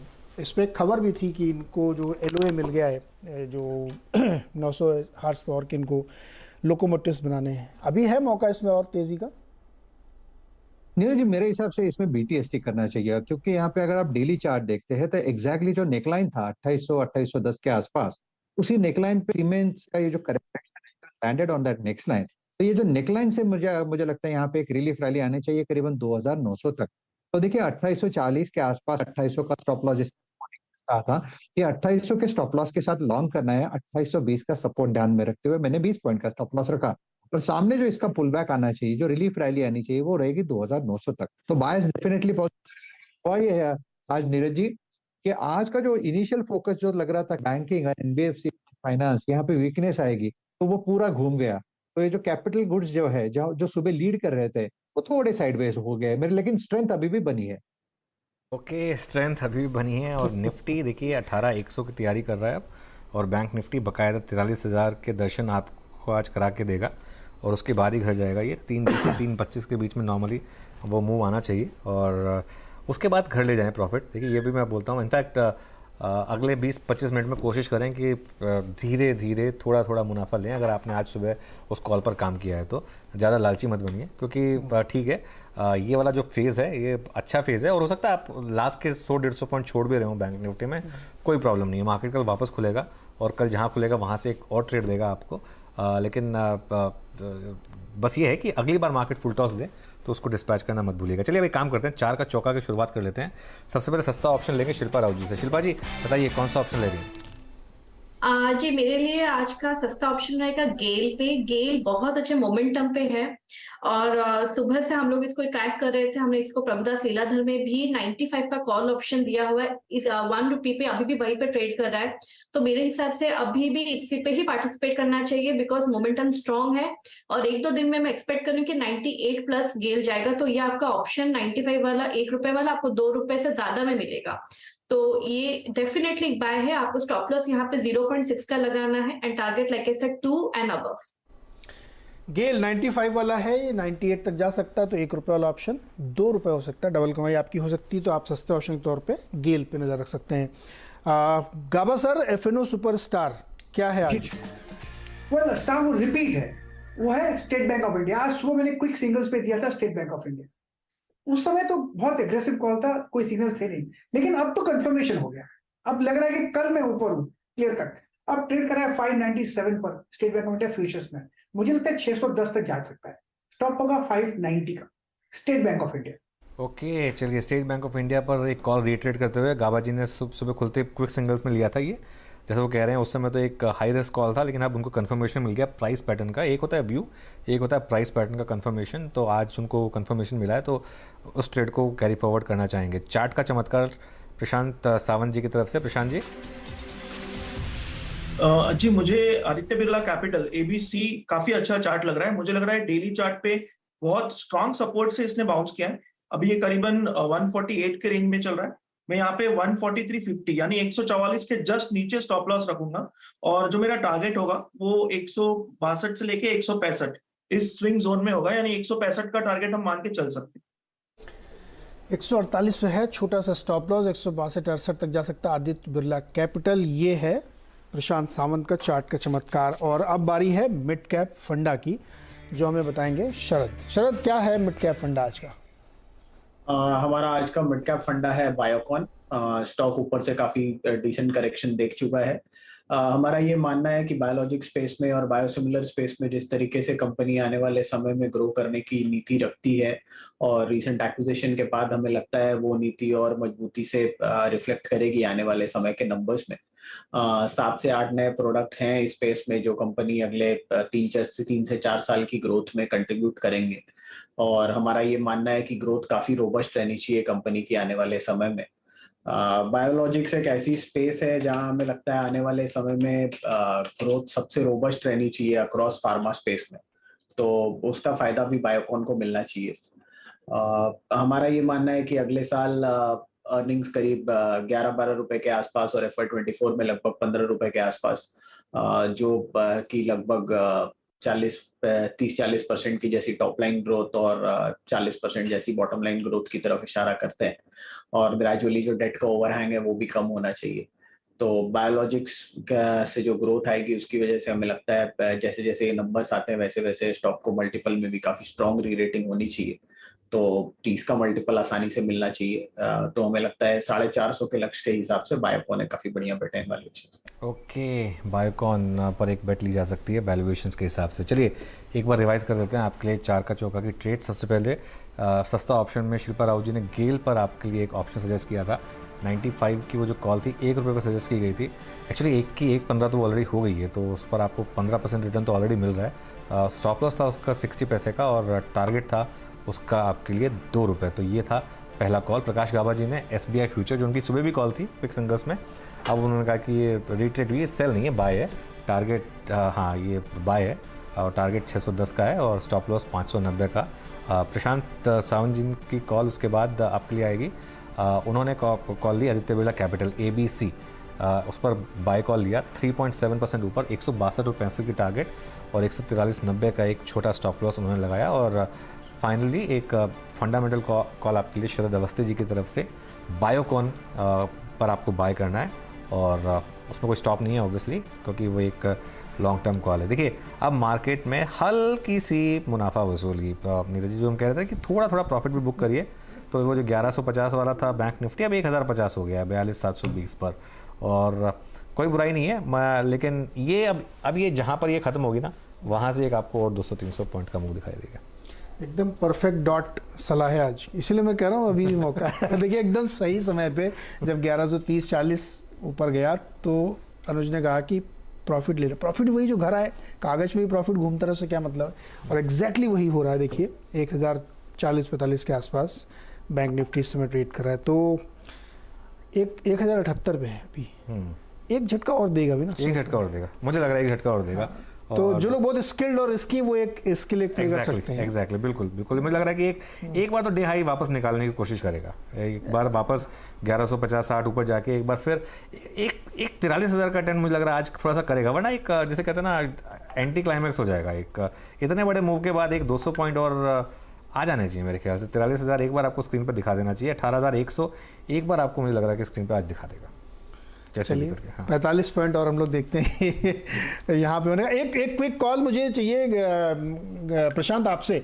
साउथ इंडियन बैंक, ये छोटे बैंक फिर से दौड़ पड़े, 14% ऊपर है।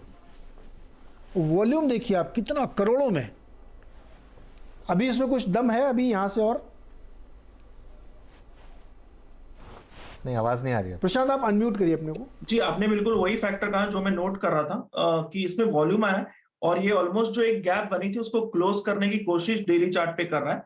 हिसाब से ये शॉर्ट टर्म ट्रेडिंग के हिसाब से तो आप देख ही सकते हो और आप स्टॉप लॉस रख सकते हो 16 के जस्ट नीचे, यानी करीबन 1580। बट ओवरऑल मुझे लग रहा है कि ये जिस तरीके का ब्रेकआउट हुआ है अगले 1 से 1.5 साल के लिए ये बहुत अच्छा मूवर हो सकता है। और यहाँ से अगर मैं पोजिशनली देखूं, जो स्लो इन्वेस्टर्स है उनके लिए मुझे लग रहा है कि 28 से 29 के टारगेट्स भी साल भर में मिल सकते हैं, जो कि रिटर्न वाइज बहुत अच्छा होगा। तो मुझे लग रहा है ये पोर्टफोलियो पिक भी है। शॉर्ट टर्म के हिसाब से भी आप ट्रेड कर सकते हो।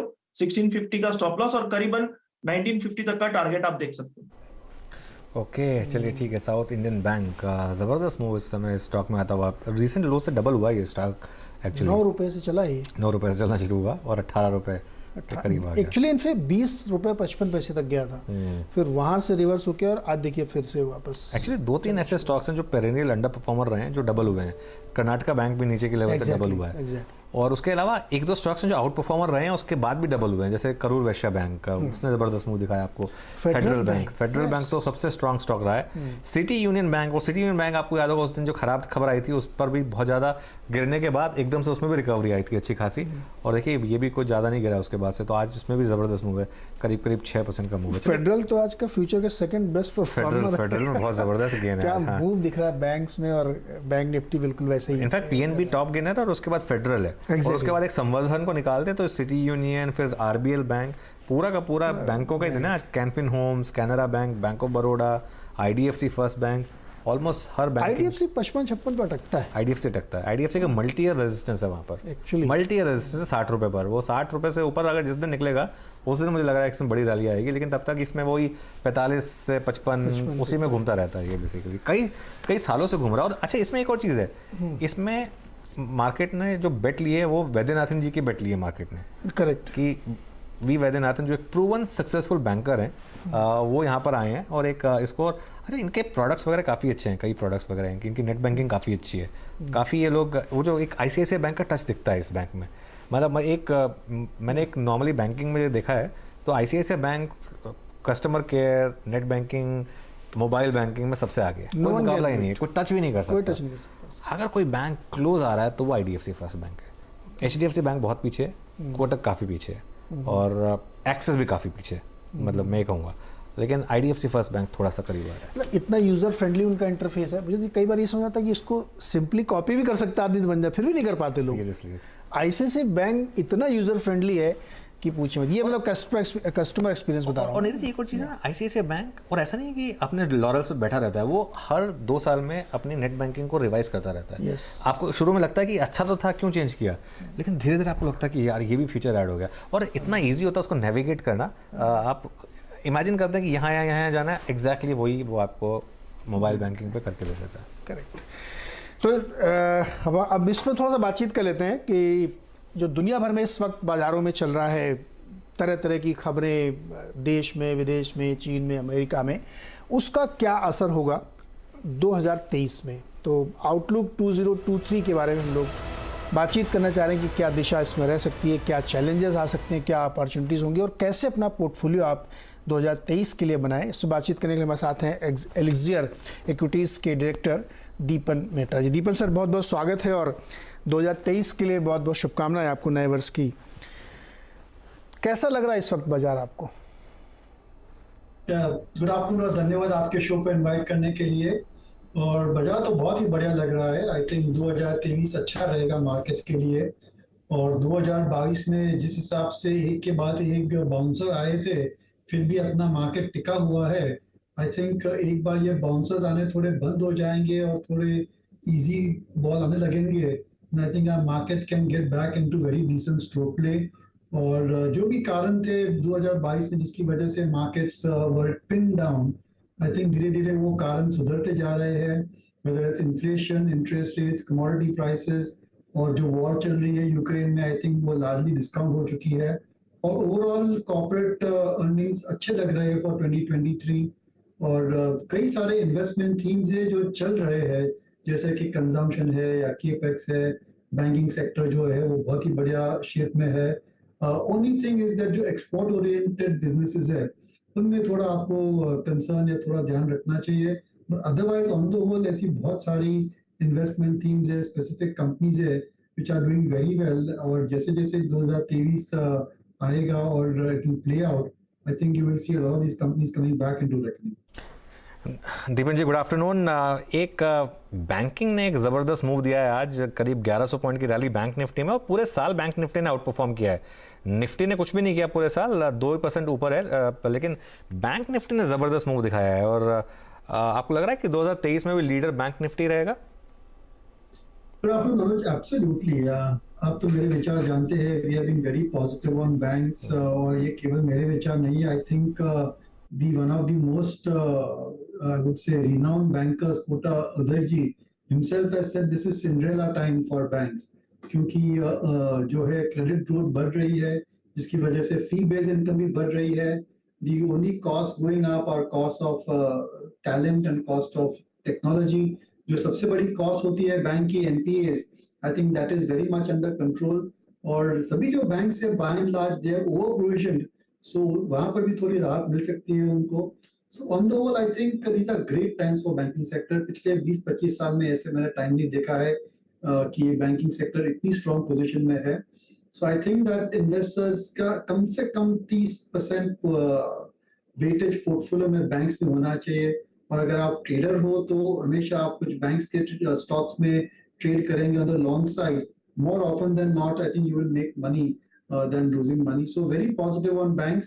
और इतनी सारी choices भी है आपके पास में, depending upon your risk appetite, right from large cap private sector to mid cap private sector, and then there's SBI and there are PSU banks as well. So on the whole I think banks is one thing which investors should certainly focus on. और आपकी जो selection है, just get it right and I think it should do very well. Deepak sir थोड़ी और मदद करिए, अगर banking sector चूंकि बहुत बड़ा, आपने कहा कि बहुत सारी चॉइसेस हैं, तो थोड़ा चॉइस को लिमिट करें अगर, तो पीएसयू भी आउट परफॉर्म कर रहे हैं, प्राइवेट सेक्टर भी कर चुके हैं, अब और करने की तैयारी करें, तो अगर नैरो डाउन करना है, 2-3 स्टॉक चुनने हो मान लीजिए, तो प्राइवेट में जाएं या सरकारी वाले में? देखिए हमारा बायस प्राइवेट सेक्टर बैंक्स पर ही है, क्योंकि we have made good money in them. PSU banks में कभी पैसा बना नहीं हमारा, इसलिए, but I have to admit कि पीएसयू बैंक्स में एक अच्छी ट्रेडिंग अपॉर्चुनिटी है, और यहाँ से आई थिंक नेक्स्ट 3-4 मंथ्स आपको 15-20-25% का रिटर्न मिल सकता है। पर वहां पर कभी वो पूरा बिगड़ जाता है एनपीए साइकिल या फिर और कुछ अन्य इश्यूज आ जाते हैं, वो कहने बहुत मुश्किल है। There is high degree of volatility in those banks, और only if you are a good trader then you should look at PSU banks. But अगर आप इन्वेस्टमेंट का सोच रहे हैं विद 2 to 3 year व्यू, I was just hearing Anuj in the break, आपने IDFC First के बारे में बात की, and it is clear yes it is a bet on Vaidyanathan.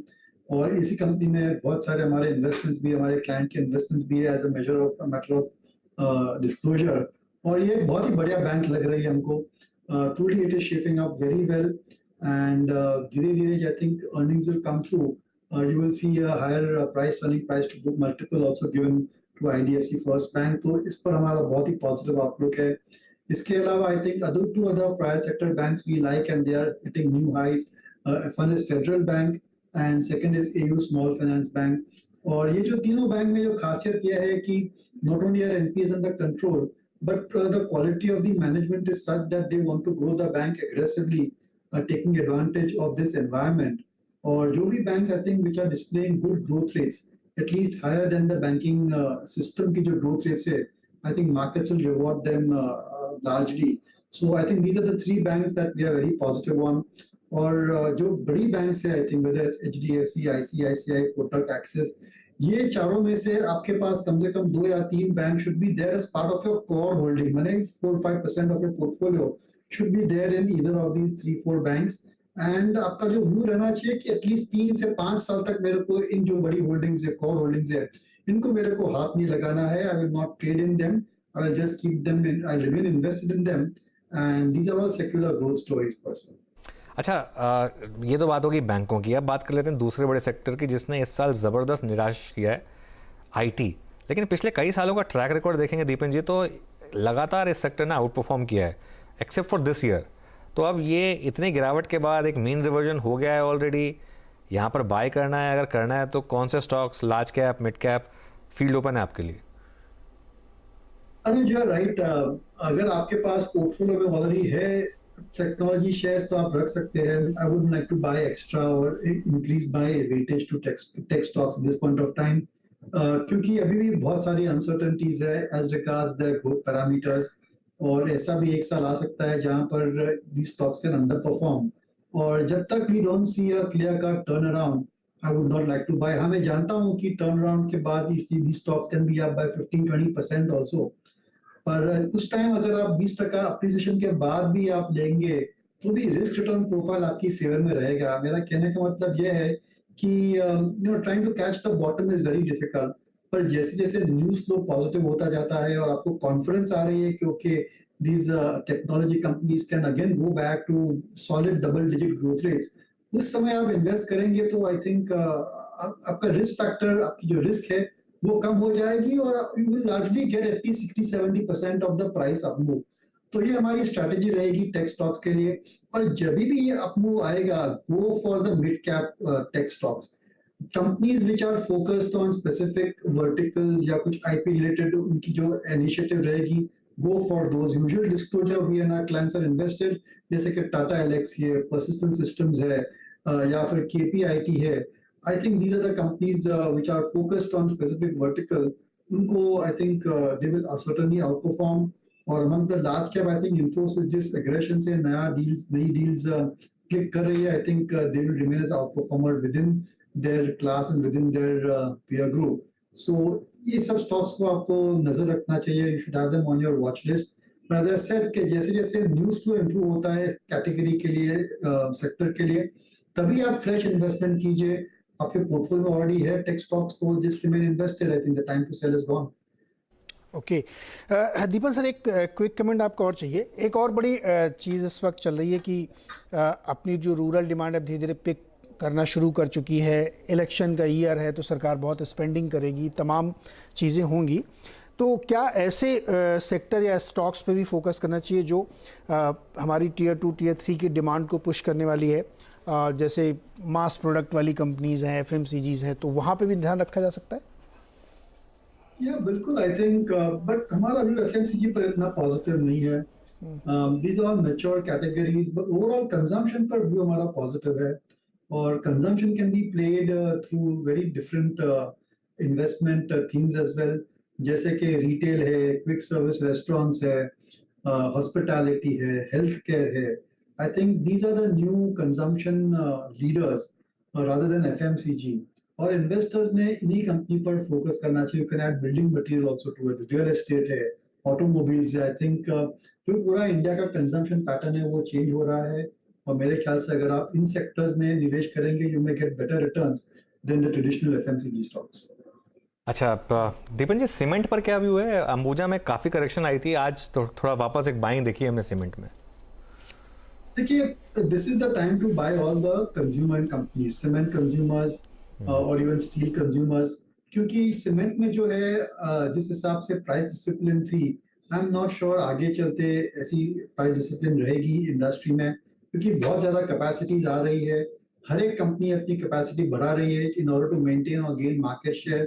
और इस कैपेसिटी इंक्रीज वॉर में there certainly will be losers and entire industry will definitely suffer. आप नए प्लांट डाल रहे हैं and if they do not reach optimal capacity utilisation, तो जो पूरा है वो कैपिटल रिटर्न रेशियोज है उस पर सीधा सीधा असर आ सकता है. इसलिए I would like to avoid cement completely at this point of time. और जो भी गेन्स आ रहे हैं सीमेंट में, I think certainly you can look at exiting your cement positions over there.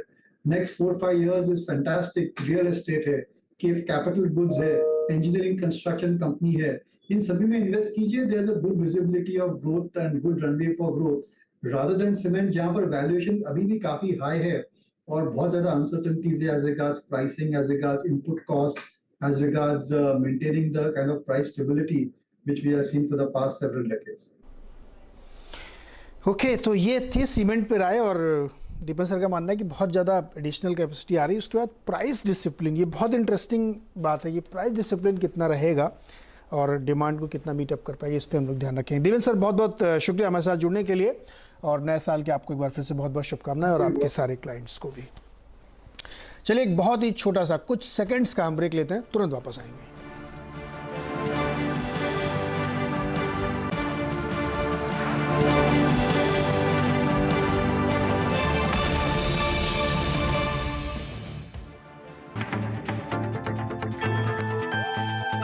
हालांकि नोटबंदी के बाद ये माना जा रहा था कैश में लेन देन कम हो जाएगा, डिजिटल ट्रांजैक्शन ज़्यादा बढ़ेगा, लेकिन जिस तरीके से अर्थव्यवस्था की रफ्तार बढ़ती गई, कैश में लेन देन भी बढ़ता गया और 6 साल में करीब 2 गुना हो गया है, और जो 32 लाख करोड़ रुपए के आसपास पहुंच चुका है कैश सर्कुलेशन.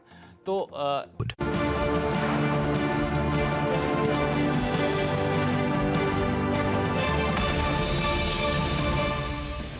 चलिए, थोड़ी सी मुनाफा वसूली मार्केट में हायर लेवल सर, और 42,731 बैंक निफ्टी और 18,057 निफ्टी, लेकिन फिर भी बड़ी ट्रेड आपको जो है वो अपसाइड पर मिली. अच्छा, निफ्टी मिड कैप में इतनी पिटाई हुई थी फ्राइडे को कि आज की रैली के बावजूद अभी भी 300 पॉइंट का लॉस बाकी है निफ्टी मिड कैप में, अगर आप फ्राइडे की शुरुआत से कंपेयर कर रहे हैं तो. कुछ स्टॉक्स जो इस समय मुँह दिखा रहे हैं, हमने अच्छा IT स्टॉक्स में भी थोड़ा सा मूव स्टार्ट हो गया. जरा विप्रो का इंट्राडे लेकर आइए. ज़्यादा गेंस नहीं है, बट लेकिन इशू ये है कि लोअर लेवल से अच्छी खासी रिकवरी आपको देखने को मिल रही है. LTI माइंट्री एक और स्टॉक है जहां पर आप थोड़ा सा एक मूव देख रहे हैं, तो ये कुछ स्टॉक्स हैं जहां पर इस समय मूव आ रहा है. अच्छा, Nestle low point of the day, Cipla, Divi's labs, Titan, Hindustan Unilever, ये सब कुछ स्टॉक्स हैं. एक बार लेकर आते हैं एक एक करके. Titan, Hindustan Unilever, Tata consumer और नेस्ले. और एक बार जरा BSE FMCG इंडेक्स भी ले आइए, या निफ्टी FMCG इंडेक्स जो भी लेके आना चाहते हैं वो ले आइए. उसमें आपको क्लियरली दिखाई देगा कि थोड़ा सा ऊपर लेवल से थोड़ा सा हल्का हुआ है. ये ITC की वजह से FMCG इंडेक्स नहीं गिरा है, लेकिन कुछ FMCG स्टॉक्स इन पर्टिकुलर अपने आप थोड़े से गिरे हैं यहाँ पर. थोड़ी देर में BTST ट्रेड्स का भी सिलसिला शुरू करेंगे. इनफैक्ट अभी ले सकते हैं, एक्चुअली 3-5 हो गए हैं, तो एक काम करते हैं BTST ट्रेड्स लेना शुरू कर देते हैं. गाबा जी, आपसे स्टार्ट करते हैं. बताइए क्या होगा आपका BTST trade? Well, BTST trade रहेगा इस वक्त वो है SBI कार्ड. यस, 792 पर ट्रेड कर रहा है. ये लगता है 805 तक जाना चाहिए SBI कार्ड. स्टॉप होगा 786 SBI कार्ड BTST. ओके, तो SBI कार्ड BTST ट्रेड है गाबा सर की तरफ से. राजेश जी, आपका BTST?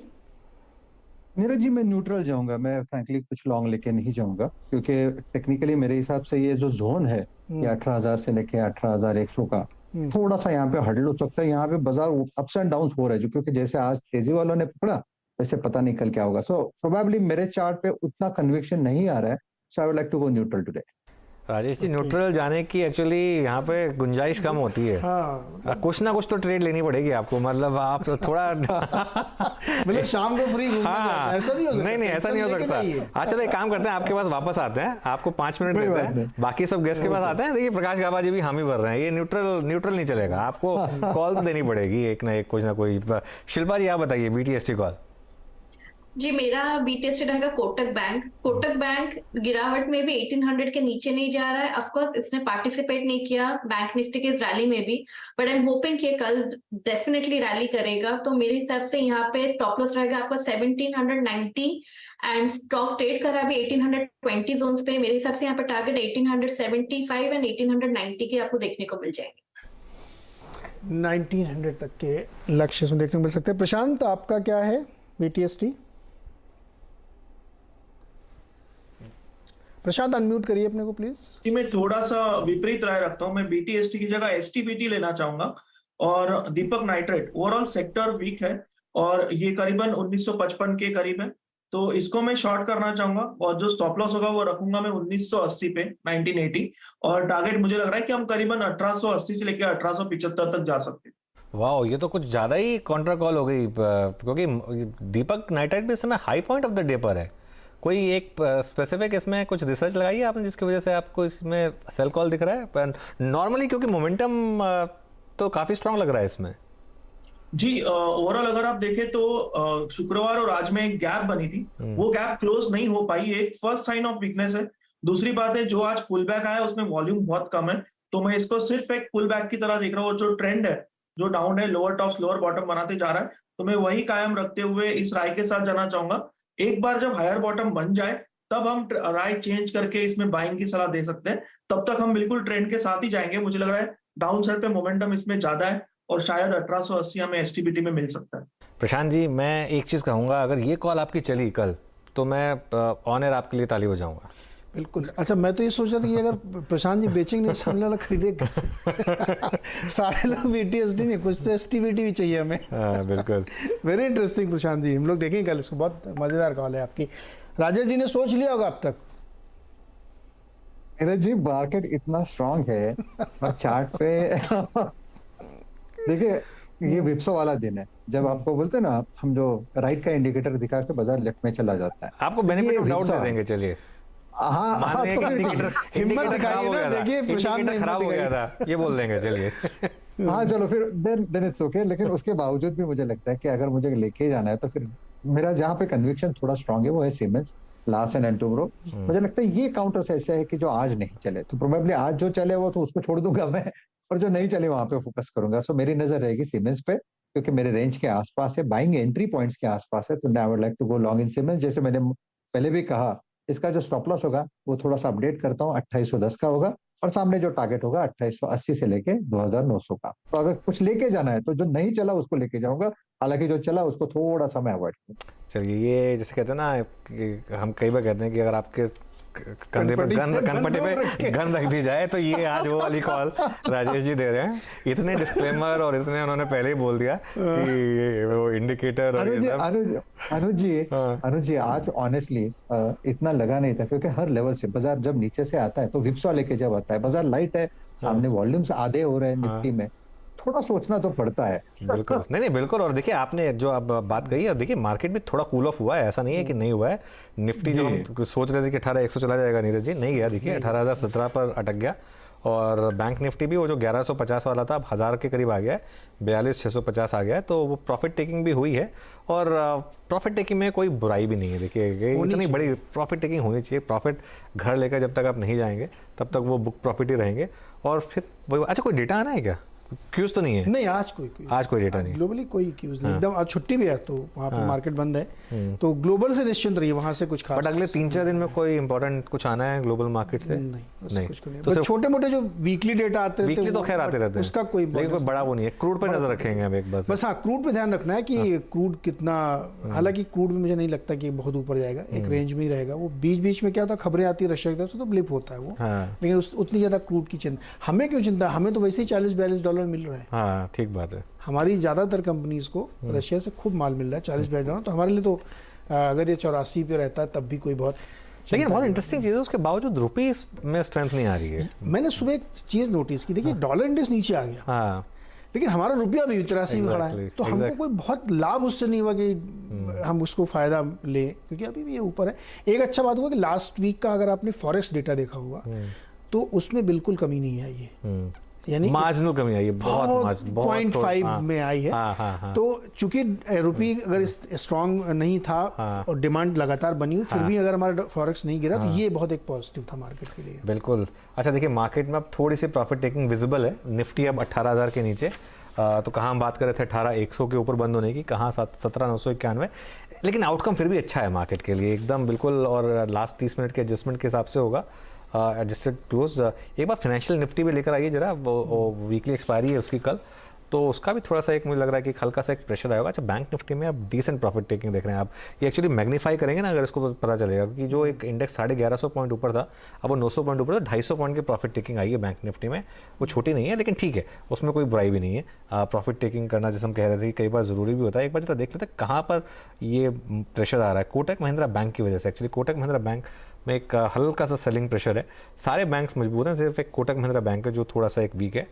और उसके अलावा अगर आप इस घंटे के मूव्स देखेंगे तो इस घंटे के मूव्स में आपको दिखाई देंगे SBI, HDFC bank, ICICI bank, इन सब में थोड़ी सी हल्की सी, वो आपको शायद चार्ट पे दिखाई भी ना दे, मुनाफा वसूली हुई हुई। इतना बड़ा तेज़ी का दिन रहा है, तो ये छोटे छोटे से प्रॉफिट टेकिंग मूव्स आपको शायद इतना आइडेंटिफाई होंगे नहीं। चलिए अब एक काम करते हैं, कुछ और स्टॉक्स पर नज़र डाल लेते हैं और कुछ और फाइनल कॉल्स ले लेते हैं। डॉक्टर लाल पैथलैब्स करीब करीब 3% नीचे है। शरद जी, लग रहा है कि ये एक ऑलमोस्ट मिनी बेयर मार्केट चल रही डायग्नोस्टिक स्टॉक्स में, वो कंटिन्यू करेगी? मतलब एक कोविड की वजह से, एक फियर की वजह से थोड़ी रैली आई थी इन सब स्टॉक्स में, लेकिन वापस डिक्लाइन स्टार्ट हो गई है। जी, अभी भी वैल्यूएशन के हिसाब से ये कोई भी स्टॉक सस्ते तो है नहीं। मेरे हिसाब से कृष्णा डायग्नोस्टिक को छोड़ के अगर आप ज्यादातर स्टॉक्स को देखें तो अभी भी फॉरवर्ड मल्टीपल्स पे लगभग 30-40-45 टाइम पे है। डॉक्टर लाल FY25 के एक्सपेक्टेड नंबर 53 के आसपास हैं, उस पे स्टॉक ऑलरेडी 2400 के लेवल पे चलता है। तो मुझे लगता है ये फुल्ली वैल्यूड है, और जब तक कोई और वापस से एक रिस्क ऑन रैली नहीं आती है, जिसकी उम्मीद मुझे कम है हाल फिलहाल में आने की, और कोविड से रिलेटेड जो स्केयर और वो सब था वो भी कम है, कंपटीशन भी बढ़ रहा है, तो 20-30% ग्रोथ के सामने मुझे लगता है अभी भी ये थोड़ा एक्सपेंसिव है। अगर 40 का मल्टीपल भी मिलता है तो 2000 के आसपास शायद फुल्ली वैल्यूड होगा। 2300-2400 पे तो ओवर वैल्यूड ही है, तो अभी भी और करेक्शन इसमें उम्मीद की जा सकती है। ओके, तो डॉक्टर लाल पैथलैब में, अच्छा ये सारे स्टॉक्स, मुझे तो आज जो है ना शुक्रवार का जो है ना मिरर दिख रहा है एकदम। शुक्रवार को फार्मा चले, बाकी सब गिरे। आज फार्मा गिरा, बाकी सब चले। अगर आप एकदम चूल पे चूल ना बैठाएं तो आज भी इंडाइसेस ने लगभग वही स्तर हासिल किया है जो शुक्रवार को जितना गिरे थे। तो आज पूरा जो है हिसाब किताब बराबर लगभग यहाँ पे होता हुआ दिख रहा है। लेकिन चूंकि 2023 के हम लोग दहलीज पे खड़े, 2022 एकदम बीतने वाला है, तो इस बात की थोड़ा सा अकाउंटिंग करने की भी ज़रूरत है कि कौन हिट रहा, कौन फ्लॉप रहा सेक्टोरली, और ये सब हम लोग देखेंगे। तो सुमित ने बड़ी मेहनत की, एक बहुत रिसर्च रिपोर्ट बनाई है 2022 के हिट और मिस वाले सेक्टर्स की। चलते सीधे सुमित के पास। सुमित, बताइए क्या हिट और मिस रहा सेक्टोरली?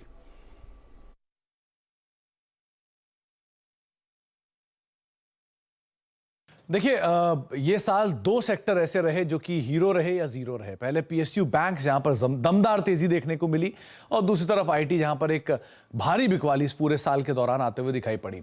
आपकी स्क्रीन पर निफ्टी PSU बैंक करीब 30% के आसपास का मूव ये सेक्टर में देखने को मिला है इस साल के दौरान। जोरदार तेजी रही है। लेकिन अगर बैंक्स के ऊपर नजर डालेंगे तो बैंक्स में सारे बैंक तेजी में नहीं रहे हैं। पहले कुछ बड़े बैंक्स आपकी स्क्रीन पर आते हुए दिखाई पड़ेंगे जहां पर तेजी तो रही, जैसे axis bank, IndusInd bank, ICICI bank 20 से लेकर 35% तक चलते हुए दिखाई पड़े। निजी बैंक है। इसके अलावा कुछ और निजी बैंकों में HDFC बैंक या फिर मेजर बैंक जो है, इसमें कोटक महिंद्रा बैंक 1 से लेकर 10% तक चले। लेकिन इसके अलावा जो तेजी आई है वो अलग तरह की तेजी है, वो दिखाई पड़ेगी आपको PSU बैंक में, वो भी छोटे बैंकों में। UCO bank, BOB, Indian bank, Punjab and Sind bank करीब 90 से लेकर 150% तक की तेजी इस साल के दौरान यहां पर आते हुए दिखाई पड़ी है। इतना ही नहीं, इसके अलावा कुछ और नामों की अगर बात किया तो union bank, Bank of India, Canara bank 50 से लेकर 70% की तेजी इस साल के दौरान इन्होंने दी है। वजह क्या है? वजह रही एक तो शानदार नतीजे, पहली चीज, क्योंकि इस तिमाही के नंबर जहां पे SBI जैसे नंबर्स बहुत ही स्ट्रांग, और बाकी PSU बैंकिंग बास्केट के भी नंबर्स काफी अच्छे आते हुए दिखाई पड़े। वैल्यूएशन काफी आकर्षक थे, मेजरली सभी अपने बुक वैल्यू के नीचे कामकाज करते हुए दिखाई पड़ रहे थे, और हालिया बिकवाली के बाद वैल्यूएशन और अट्रैक्टिव हो चुके थे। इसके अलावा NPS के अंदर एक सुधार आता हुआ दिखाई पड़ा, इनके NIM स्टेबल होते हुए दिखाई पड़े, आउटलुक काफी साउंड दिखाई पड़ा, और साथ साथ ये भी माना जा रहा था कि जिस तरह की सिचुएशन है नंबर्स की, वो शायद गोइंग फॉरवर्ड भी प्रिवेल करते हुए दिखाई पड़ेगी, और किसी ने एंटिसिपेट भी नहीं किया था कि PSU बैंकिंग बास्केट इस तरह से परफॉर्मेंस दिखाएगा। तो इसीलिए बाजारों ने एक बढ़िया तेजी पूरे PSU बैंकिंग बास्केट के अंदर आते हुए दिखाई पड़ी। ये तो रही एक तरफा तेजी जो कि बैंक्स में हमने देखी, वो भी PSU बैंक्स के अंदर।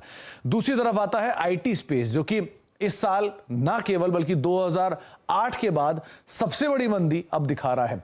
पिछले साल 60% की शानदार तेजी के बाद 2022 तक आते आते 27% का नेगेटिव रिटर्न अब तक स्पेस के अंदर आता हुआ दिखाई पड़ा है। Largely under performance.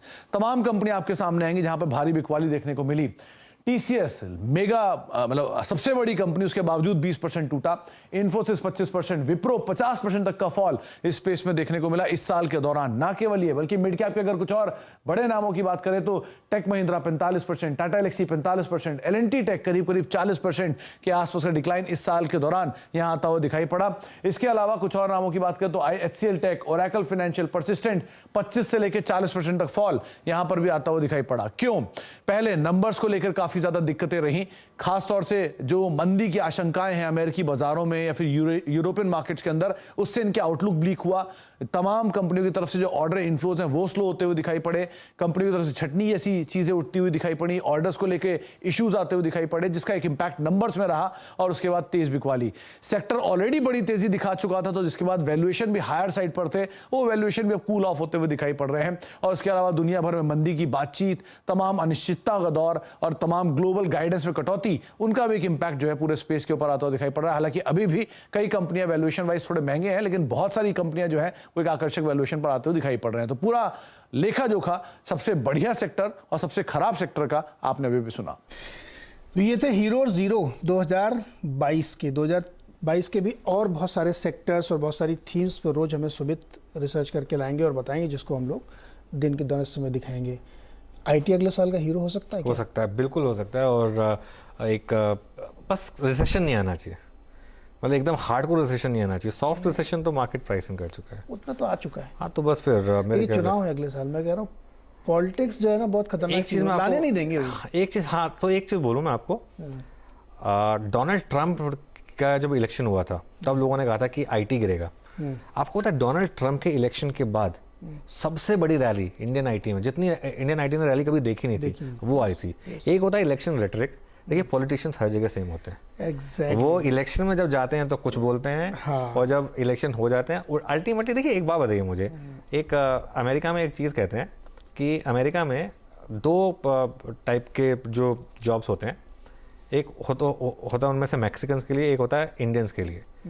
क्योंकि जो काम इंडियंस कर सकते हैं वो अमेरिकन्स कर ही नहीं सकते, टैलेंट ही नहीं है।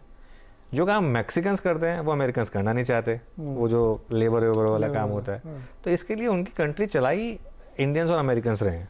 मतलब जो स्किल वाला काम है वो इंडियंस कर रहे हैं, सारी की सारी कंपनियों के, इतनी कंपनियों के सीईओज इंडियंस हैं। तो वो स्किल वाला काम इंडियंस कर रहे हैं और वो जो लेबर वाला काम है वो मैक्सिकन्स कर रहे हैं। तो इसके लिए आप इलेक्शन रेटरिक में जो, हाँ, लेकिन ये हो सकता है कि आप जो बोल रहे हैं कि क्योंकि इलेक्शन ईयर है तो इसके लिए थोड़ा सा एक सेटबैक रहे, लेकिन काफी गिर चुके हैं। ये क्या, देखिए हम लोग जब जितनी भी मैं ग्लोबल कम्युनिटी करता हूँ उसमें साथ में एक मैं राइडर लगा देता हूँ कि पॉलिटिशियन कभी चुनाव का रिस्क नहीं लेता। बाइडेन जी कभी नहीं चाहेंगे कि मंदी की वजह से, महंगाई की वजह से वो चुनाव पे असर आ जाए। और ये जो फ्री मनी है, जो चीप मनी है, ये दौर खत्म होगा, ये कभी नहीं खत्म होगा, ये चलेगा। तो आप देखेंगे जैसे जैसे 2-4 महीने 2023 के बीतेंगे, बाइडेन साहब कुछ ऐसा करेंगे कि माहौल फिर से खुशनुमा होगा, मार्केट चलेगा, क्योंकि उनको चुनाव जीतना है। तो वो क्यों हारना चाहेंगे ये सब कर करके? तो मुझे लगता है कि इसलिए दोबारा से आईटी की रैली, ये सब अमेरिका शाइनिंग एकदम अमेरिका शाइनिंग ये होगा, अमेरिका शाइनिंग करेगा। तो ऐसा रोज हम लोग 2-4 सेक्टर्स आपको बताते रहेंगे, हीरो जीरो वाले, और आईपीओ का भी एक बताएंगे कि 2022 में आईपीओ की क्या हालत रही है, उसमें भी रिसर्च करते हुए मैंने देखा सुमित को, तो बढ़िया से इसमें रिसर्च होगी। समय हो गया है 3:20। मुझे गावा सर, मुझे क्विक कॉल चाहिए आपसे 2 स्टॉक पे। एक पहला स्टॉक है एम्फेसिस, जहां पे शॉर्ट बिल्टअप हो रहा है, और दूसरा है टोरेंट पावर, जहां पे लॉन्ग बिल्ड हो रहा है। क्यों? और मतलब क्यों, मतलब हो रहा तो हो ही रहा है, क्या करना चाहिए इसमें? देखिए, एम्फेसिस की बात करता हूँ। ये जगह ऐसी है, यहाँ पर एक बेस बन रहा है, अगर टूटेगा तब हम कहेंगे कि यस ब्रीच हो गया, फिर लोअर लेवल देखेंगे। और यहाँ पर ये सपोर्ट है, मेक और ब्रेक जोन, और वो सपोर्ट है, मैं कहूंगा एम्फेसिस करीब करीब यहीं पर है, आसपास 1900 के आसपास। तो मुझे पता नहीं ये ब्रीच होगा या नहीं होगा, तो मैं इसको अवॉइड कर लूंगा। देखिए, रही बात टोरेंट पावर की, यस यहाँ पर तेजी नजर आती है। जो बार बना है उसके हिसाब से लगता है कि बॉटमिंग और डबल बॉटम बना हुआ है और बाई सिग्नल जनरेट हुआ है, तो मतलब कल के लिए ले सकते हैं। तो यस, अपमूव मिलना चाहिए। ट्रेड कर रहा है 488, टारगेट होगा 510 का, स्टॉप होगा 480 या 485 भी कर देंगे तो भी चलेगा टोरेंट पावर। चलिए, अगर वो बैन वाला ग्राफिक्स रेडी हो तो एक बार ज़रा उसकी भी बात कर लेते हैं। कौन कौन से स्टॉक्स बैन में जाने की तैयारी कर रहे हैं एफएनओ बैन में। BHEL बैन में जाएगा, 106% पोजीशन क्रॉस हो चुकी है, तो यहाँ पर तो इफ एंड बट्स है ही नहीं। PNB भी बैन में जाएगा, 102% पोजीशन यहाँ पर क्रॉस हो चुकी है। Ambuja cement border line case है, लेकिन लग रहा है कि शायद बैन में जाएगा, अनलेस लास्ट के 8 मिनट में थोड़ी सी पोजीशन स्क्वायर ऑफ हो जाए। और डेल्टा कॉप एक और स्टॉक है जो लग रहा है कि शायद आज बैन में जाएगा, वहाँ पर भी आज काफ़ी आपने बिल्डअप देखा है। एक स्टॉक जो बैन से बाहर आ सकता है वो है India bulls housing. Again border line case है, 80% के नीचे आ गया है, 79% पोजीशंस हो गई हैं इंडिया बुल्स हाउसिंग में। तो इंडिया बुल्स हाउसिंग बैन से बाहर शायद आ सकता है। ये जितने भी बैन में जाने वाले स्टॉक्स हैं प्रशांत, इनमें से किसी में बैन में जाने से पहले कुछ कॉल लिया जा सकता है क्या? नहीं, मुझे लग रहा है कि इनमें जो पीएनबी है वो एक काफी अच्छे लेवल से बाउंस कर रहा है वॉल्यूम के साथ। अभी हम मान सकते हैं करीबन ये 53.5 के रेंज में, तो इसको हम बाय कर सकते हैं। और मुझे लग रहा है कि यहाँ पे आप 52 का क्लोजिंग बेसिस स्टॉप लॉस रखो, यानी बड़ी रिस्क मत लो, नजदीक रखो थोड़ा, और टारगेट आप करीबन 59 से लेके 60 तक रख सकते हो। ईयर एंड का मौका है और डेल्टा को अब न चले से कैसे हो सकता है 8.5% ऑफ लोज है और अच्छी खासी तेजी 200 दिख रहा है। शिल्पा जी, डेल्टा कॉप? जी, डेल्टा कॉप एक्चुअली मैं देख ही रही थी, जैसे आपने अभी प्रशांत जी को पूछा तो मैं भी देख रही थी कि कौन से स्टॉक पे हम ध्यान दे सकते हैं। तो मुझे BHEL, बेल और डेल्टा कॉप अच्छा लग रहा था। डेल्टा कॉप में आपको यहाँ पे एक्चुअली स्टॉप लॉस 200 का ही लगाना है, नॉट मच। यहाँ पे हो सकता है आपको एक दो दिनों में 220, 228 तक के भी टारगेट देखने को मिल सकते हैं। ओके, एक और छोटा स्टॉक, इंडिया बुल्स हाउसिंग में अचानक से क्यों इतनी तेजी आ रही है? ये भी 7-8% ऊपर है, ऑफ लोज 8.5-9% हो गया। एनी कॉल 140-75 पे है। जैसे अभी आपने बोला कि शायद बैन से भी बाहर आए तो हो सकता है कल एक अच्छा मूवमेंट मिले। अभी के लिए तो एफएनओ में we can not take any positions, लेकिन कल अगर निकलता है बैन में तो फिर 140 के स्टॉप लॉस से one should go long. Okay, ठीक है। चलिए, करीब 6 मिनट बचे मार्केट क्लोजिंग में। ये एक बहुत ही अच्छा क्लोज माना जाएगा। निफ्टी 200 पॉइंट ऊपर, 18,000 के ऑलमोस्ट ऊपर। एडजस्टमेंट के बाद भी 18,000 शायद प्रोटेक्ट होगा मेरे ख्याल से। बैंक निफ्टी 42,500 के ऊपर ही बंद होगा एडजस्टमेंट के बाद भी। तो एक बहुत अच्छा एक जैसे कहेंगे कि एक क्लोज इस मार्केट के लिए। और SBI में तो ज़बरदस्त मोमेंटम आज। एक SBI ने आज जो बाउंस दिखाया है, अब वो बंद हो रहा है 597 पर, क्योंकि BTST कॉल्स भी थी। और जिस लेवल से बाउंस होके इसने मूव दिखाया है वो काफ़ी इंटरेस्टिंग था, क्योंकि एग्जैक्टली 100 डे मूविंग एवरेज से इसने आज जंप किया, 50 डे मूविंग एवरेज को क्रॉस किया, और अब 20 डे मूविंग एवरेज है 607 का। यहाँ से अभी भी करीब करीब 10 रुपये ऊपर। गाबा जी, आपका टारगेट क्या था SBI पर, सुबह वाला भी और दोपहर वाला भी, और कल के लिए क्या टारगेट रख रहे हैं आप इस पर? मेरा कल के लिए टारगेट है 610 का। सुबह का टारगेट तो अचीव हो चुका, लेकिन अब एक फ्रेश सिग्नल जनरेट हुआ है, तो मेरा टारगेट अब 610 का है। अब मैंने दिया था 590 का स्टॉप लॉस, मेरे ख्याल से वो मेंटेन करना चाहिए। Yes, SBI। ओके, अच्छा। और सिटी यूनियन बैंक, एक बार सिटी यूनियन बैंक लेकर आइए। और 175, शरद जी हैं क्या अभी हमारे साथ? शरद जी, सिटी यूनियन बैंक काफ़ी मतलब जितना फियर फैक्टर था उस दिन उतना गिरा नहीं स्टॉक। देखिए, कंपैरेटिवली ये बैंक हमेशा से एसेट क्वालिटी वगैरह के हिसाब से बेटर रहा है, और अभी थोड़ी सी वैल्यूएशन आपको 1.7-1.8 टाइम्स प्राइस टू बुक पे दिख रही है। बट जनरली इनका जो NPA प्रोफाइल वगैरह रहा है हमेशा से काफी डिसेंट रहा है। और हाल फिलहाल में तो मैंने बहुत डिटेल में नंबर्स नहीं देखे, बट जनरली जो भी मैंने देखा है ये बैंक काफी कंजर्वेटिव प्रोफाइल मेंटेन करता है, साउथ बेस्ड है। और लॉन्ग टर्म में अगर इंडस्ट्री ग्रोथ में हम ये एक्सपेक्ट कर रहे हैं कि कैपेक्स साइकिल स्ट्रॉन्ग रहेगा, तो सिटी यूनियन बैंक को भी रिटेल और जो आपका MSME फ्रेंचाइज है और जो आपका इंडस्ट्रियल आउटलुक है ग्रोथ एडवांसेस में, उसका फायदा इस बैंक को भी मिलना चाहिए। और हिस्टोरिकली जो प्राइस टू बुक बैंक को मिलता रहा है यूजुअली 2.5 तक ऑसिलेट करता है। तो मुझे लगता है 15-20% की ग्रोथ इस बैंक की भी अर्निंग्स में आसानी से आनी चाहिए आने वाले 1-2 साल में। तो वैल्यूएशन वाइज ना बहुत एक्सपेंसिव है ना बहुत इनएक्सपेंसिव है, बट फेयर वैल्यू से थोड़ा सा नीचे ट्रेड कर रहा है। तो बहुत ज्यादा डाउनटेक यहाँ पे नहीं आनी चाहिए। हो सकता है जो रिसेंट अभी करेक्शन 30-35 रुपए की न्यूज के बाद आई है, ग्रेजुअली हो सकता है वो वापस उसको क्लॉ बैक कर जाए। ओके, चलिए एक काम करते हैं फिर। 3 मिनट बचे हैं मार्केट बंद होने में, एक बार मार्केट को रिविजिट कर लेते हैं। एक बार वो FNO समरी भी ले आते हैं, एक बार जरा देख लेते हैं कि कहाँ पर शॉर्ट कवरिंग हुई, कहाँ पर शॉर्ट्स बने। वो मार्केट ब्रेथ लेकर आते हैं पहले आपके लिए, उसमें आपको देखने को मिलेगा। उसके बाद जाएंगे बिग वॉल पर और मार्केट की क्लोजिंग पर नज़र डालेंगे। ओके, चलिए तो वो डेटा आएगा, उससे पहले एक काम करते हैं, 1-2 और स्टॉक्स देख लेते हैं। RBL बैंक में आज थोड़ी सी शॉर्ट कवरिंग आई है, एक जो फ्राइडे का मूव आया था उसके बाद थोड़ा सा कवरिंग वहाँ पर आई है। तो चलिए ये FNO सेटअप लॉन्ग। आज देखिए ये कितनी इंटरेस्टिंग चीज़ है, 33 लॉन्ग है सिर्फ, और शॉर्ट कवरिंग देखिए 135 स्टॉक्स में शॉर्ट कवरिंग है। तो ये आपको बता रहा है कि किस लेवल की शॉर्ट कवरिंग हुई है और किस लेवल पर शॉर्ट्स फंस गए थे और वहाँ से एक ज़बरदस्त शॉर्ट कवरिंग। आज भी 8 स्टॉक्स में शॉर्ट हुआ है और लॉन्ग अनवाइंडिंग करीब 18 स्टॉक्स में। और देखिए शॉर्ट कवरिंग सबसे ज़्यादा पीएनबी में, उसके अलावा Indiabulls housing, delta Corp, federal bank और आरबीएल बैंक। लॉन्ग बिल्डअप संवर्धन, मदरसन, सुबह से इसकी बात हो रही है, ट्रेंट, आरईसी, भारत फोर्ज और अपोलो टायर्स में। मेरे ख्याल से शॉर्ट और लॉन्ग अनवाइंडिंग का ज़्यादा मतलब नहीं है डिस्कस करके, लेकिन फिर भी एक आध देख लेते हैं। फार्मा मेनली या तो शॉर्ट बने हैं या फिर जो फ्राइडे को जिन्होंने लॉन्ग बनाए थे वो अनवाइंड कर रहे हैं। तो Cipla, doctor Reddy's, Apollo hospital, doctor Lal path labs, Divi's labs और लुपिन, ये सब वो स्टॉक्स हैं। चलिए अब बिग वॉल की तरफ चलते हैं और मार्केट की एक समरी देख लेते हैं।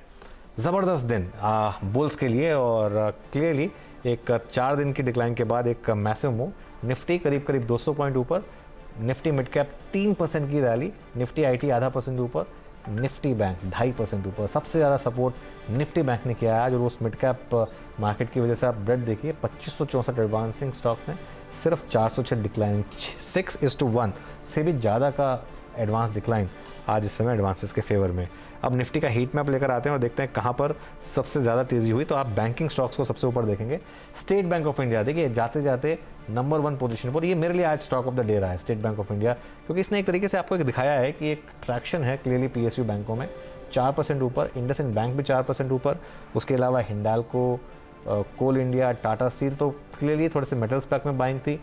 Axis bank, ITC, HDFC bank ने सुबह से काफ़ी सपोर्ट किया। थोड़ा टुवर्ड्स द एंड इसमें प्रॉफिट टेकिंग आई, लेकिन फिर भी 2% के मूव के साथ ये स्टॉक घर जा रहा है। अल्ट्राटेक सीमेंट में अच्छा तेज़ी थी, एचडीएफसी, ओएनजीसी, आईसीआईसीआई बैंक में अच्छी तेज़ी थी। ये सब कुछ स्टॉक्स थे जहाँ पर आपने आज एक तेज़ी देखी है। उसके अलावा थोड़े आईटी स्टॉक्स ने भी ज्वाइन किया towards the end. TCS, Wipro, Reliance ने थोड़ा सपोर्ट किया मार्केट को। क्या नहीं चला, जैसा कि नीरज जी भी कह रहे थे, एक exact reverse image of Friday. सारे के सारे pharma stocks, Divi's labs, Cipla और डॉक्टर रेड्डी, सब के सब स्टॉक्स 1.5 से 2% डाउन थे और नेस्ले करीब 1.25% नीचे था। तो जो क्लियरली एक मार्केट का एक टेक्सचर बन रहा था कि थोड़ा सा डिफेंसिव होने का, आज वो पूरा का पूरा पलट गया मार्केट का। फ्राइडे रिवर्स था एब्सोल्युटली। एग्जैक्टली अगर आप देखिए एक सेक्टर उस दिन, एक सेक्टर आज, तो वो पूरा है। लेकिन आज मिड कैप में बात करना ज़रूरी है। बहुत ही ज़बरदस्त लगभग 3% की रैली। कुछ स्टॉक देखिए आप, छोटे छोटे जो सरकार अलग अलग सेक्टर के, यूनियन बैंक 20%, इजी ट्रिप 20%, जेके बैंक, ईओबी 20% की तेज़ी इसमें है। तमाम सारे ऐसे स्टॉक, कल्याण ज्वेलर्स में भी 15% की तेज़ी यहाँ पे, साउथ इंडियन बैंक में 15% की तेज़ी, मजगांव डॉक गजब की तेज़ी, रॉयल ऑर्किड होटल में 15% की तेज़ी। ये दिखाता है कि जहाँ पे बहुत ज़्यादा वीकनेस आई थी या प्रॉफिट बुकिंग लोगों ने की थी, वहाँ से पूरा स्टॉक पलट के दिख रहा है। पूना वाला फाइनेंस तक में 14-15% की तेज़ी देखने को मिली। तो ये एक साफ इंडिकेशन है कि ज़बरदस्त तेज़ी यहाँ पे बनी हुई है। और फ्यूचर्स के बाकी स्टॉक पे आप अभी चर्चा में लोग कहते हैं, डेल्टा, संवर्धन, federal, RBL, city union bank, भरे पड़े हुए सारे मिड कैप स्टॉक, छोटे स्टॉक, जहाँ पे शानदार रैली यहाँ पे बनती हुई। तो आज का पूरा दिन आप ये कह सकते हैं कि एक तरीके से फ्राइडे का रिवर्स मिरर आज यहाँ पे देखने को मिला है। तीनों ही इंडाइसेस दिखाने ज़बरदस्त गेन। मिड कैप और बैंक निफ्टी ने आउट परफॉर्म नहीं किया, सुपरस्टार आज के रहे जहाँ पे सबसे ज़्यादा तेज़ी बनती हुई दिखी। तो ये आज का बाजार था और एडवांस डिक्लाइन आपके सामने है। 2500 से ज़्यादा शेयर, 2566 बढ़ने वाले, 401 घटने वाले। तो एडवांस डिक्लाइन का रेशियो ज़बरदस्त, और दिन में एक समय भी ऐसा नहीं लगा कि जहाँ पे ये जो रेशियो है ये बदलता या बदलने की कोशिश करता हुआ दिखा हुआ। तो उम्मीद करते हैं कि कल का दिन और शानदार होगा। कल तो वैसे भी मंगलवार है, मंगलवार के दिन बहुत बढ़िया मार्केट होता है। बिल्कुल, हमारा मार्केट नॉर्मली मंगलवार को अच्छा करता है। मैंने एक रिसर्च कराई थी अपने तुंगनाथ जी से, तो शायद 65% मंगलवार के दिन मार्केट हमेशा तेज रहता है, और खासतौर से मारुति। और मारुति तो कल नाम नहीं है बजरंगबली का नाम। तो चलिए हम दोनों को इजाज़त दीजिए यहाँ पे क्विकली, छोटा सा ब्रेक, और ब्रेक के बाद खबरों का सिलसिला जारी रहेगा।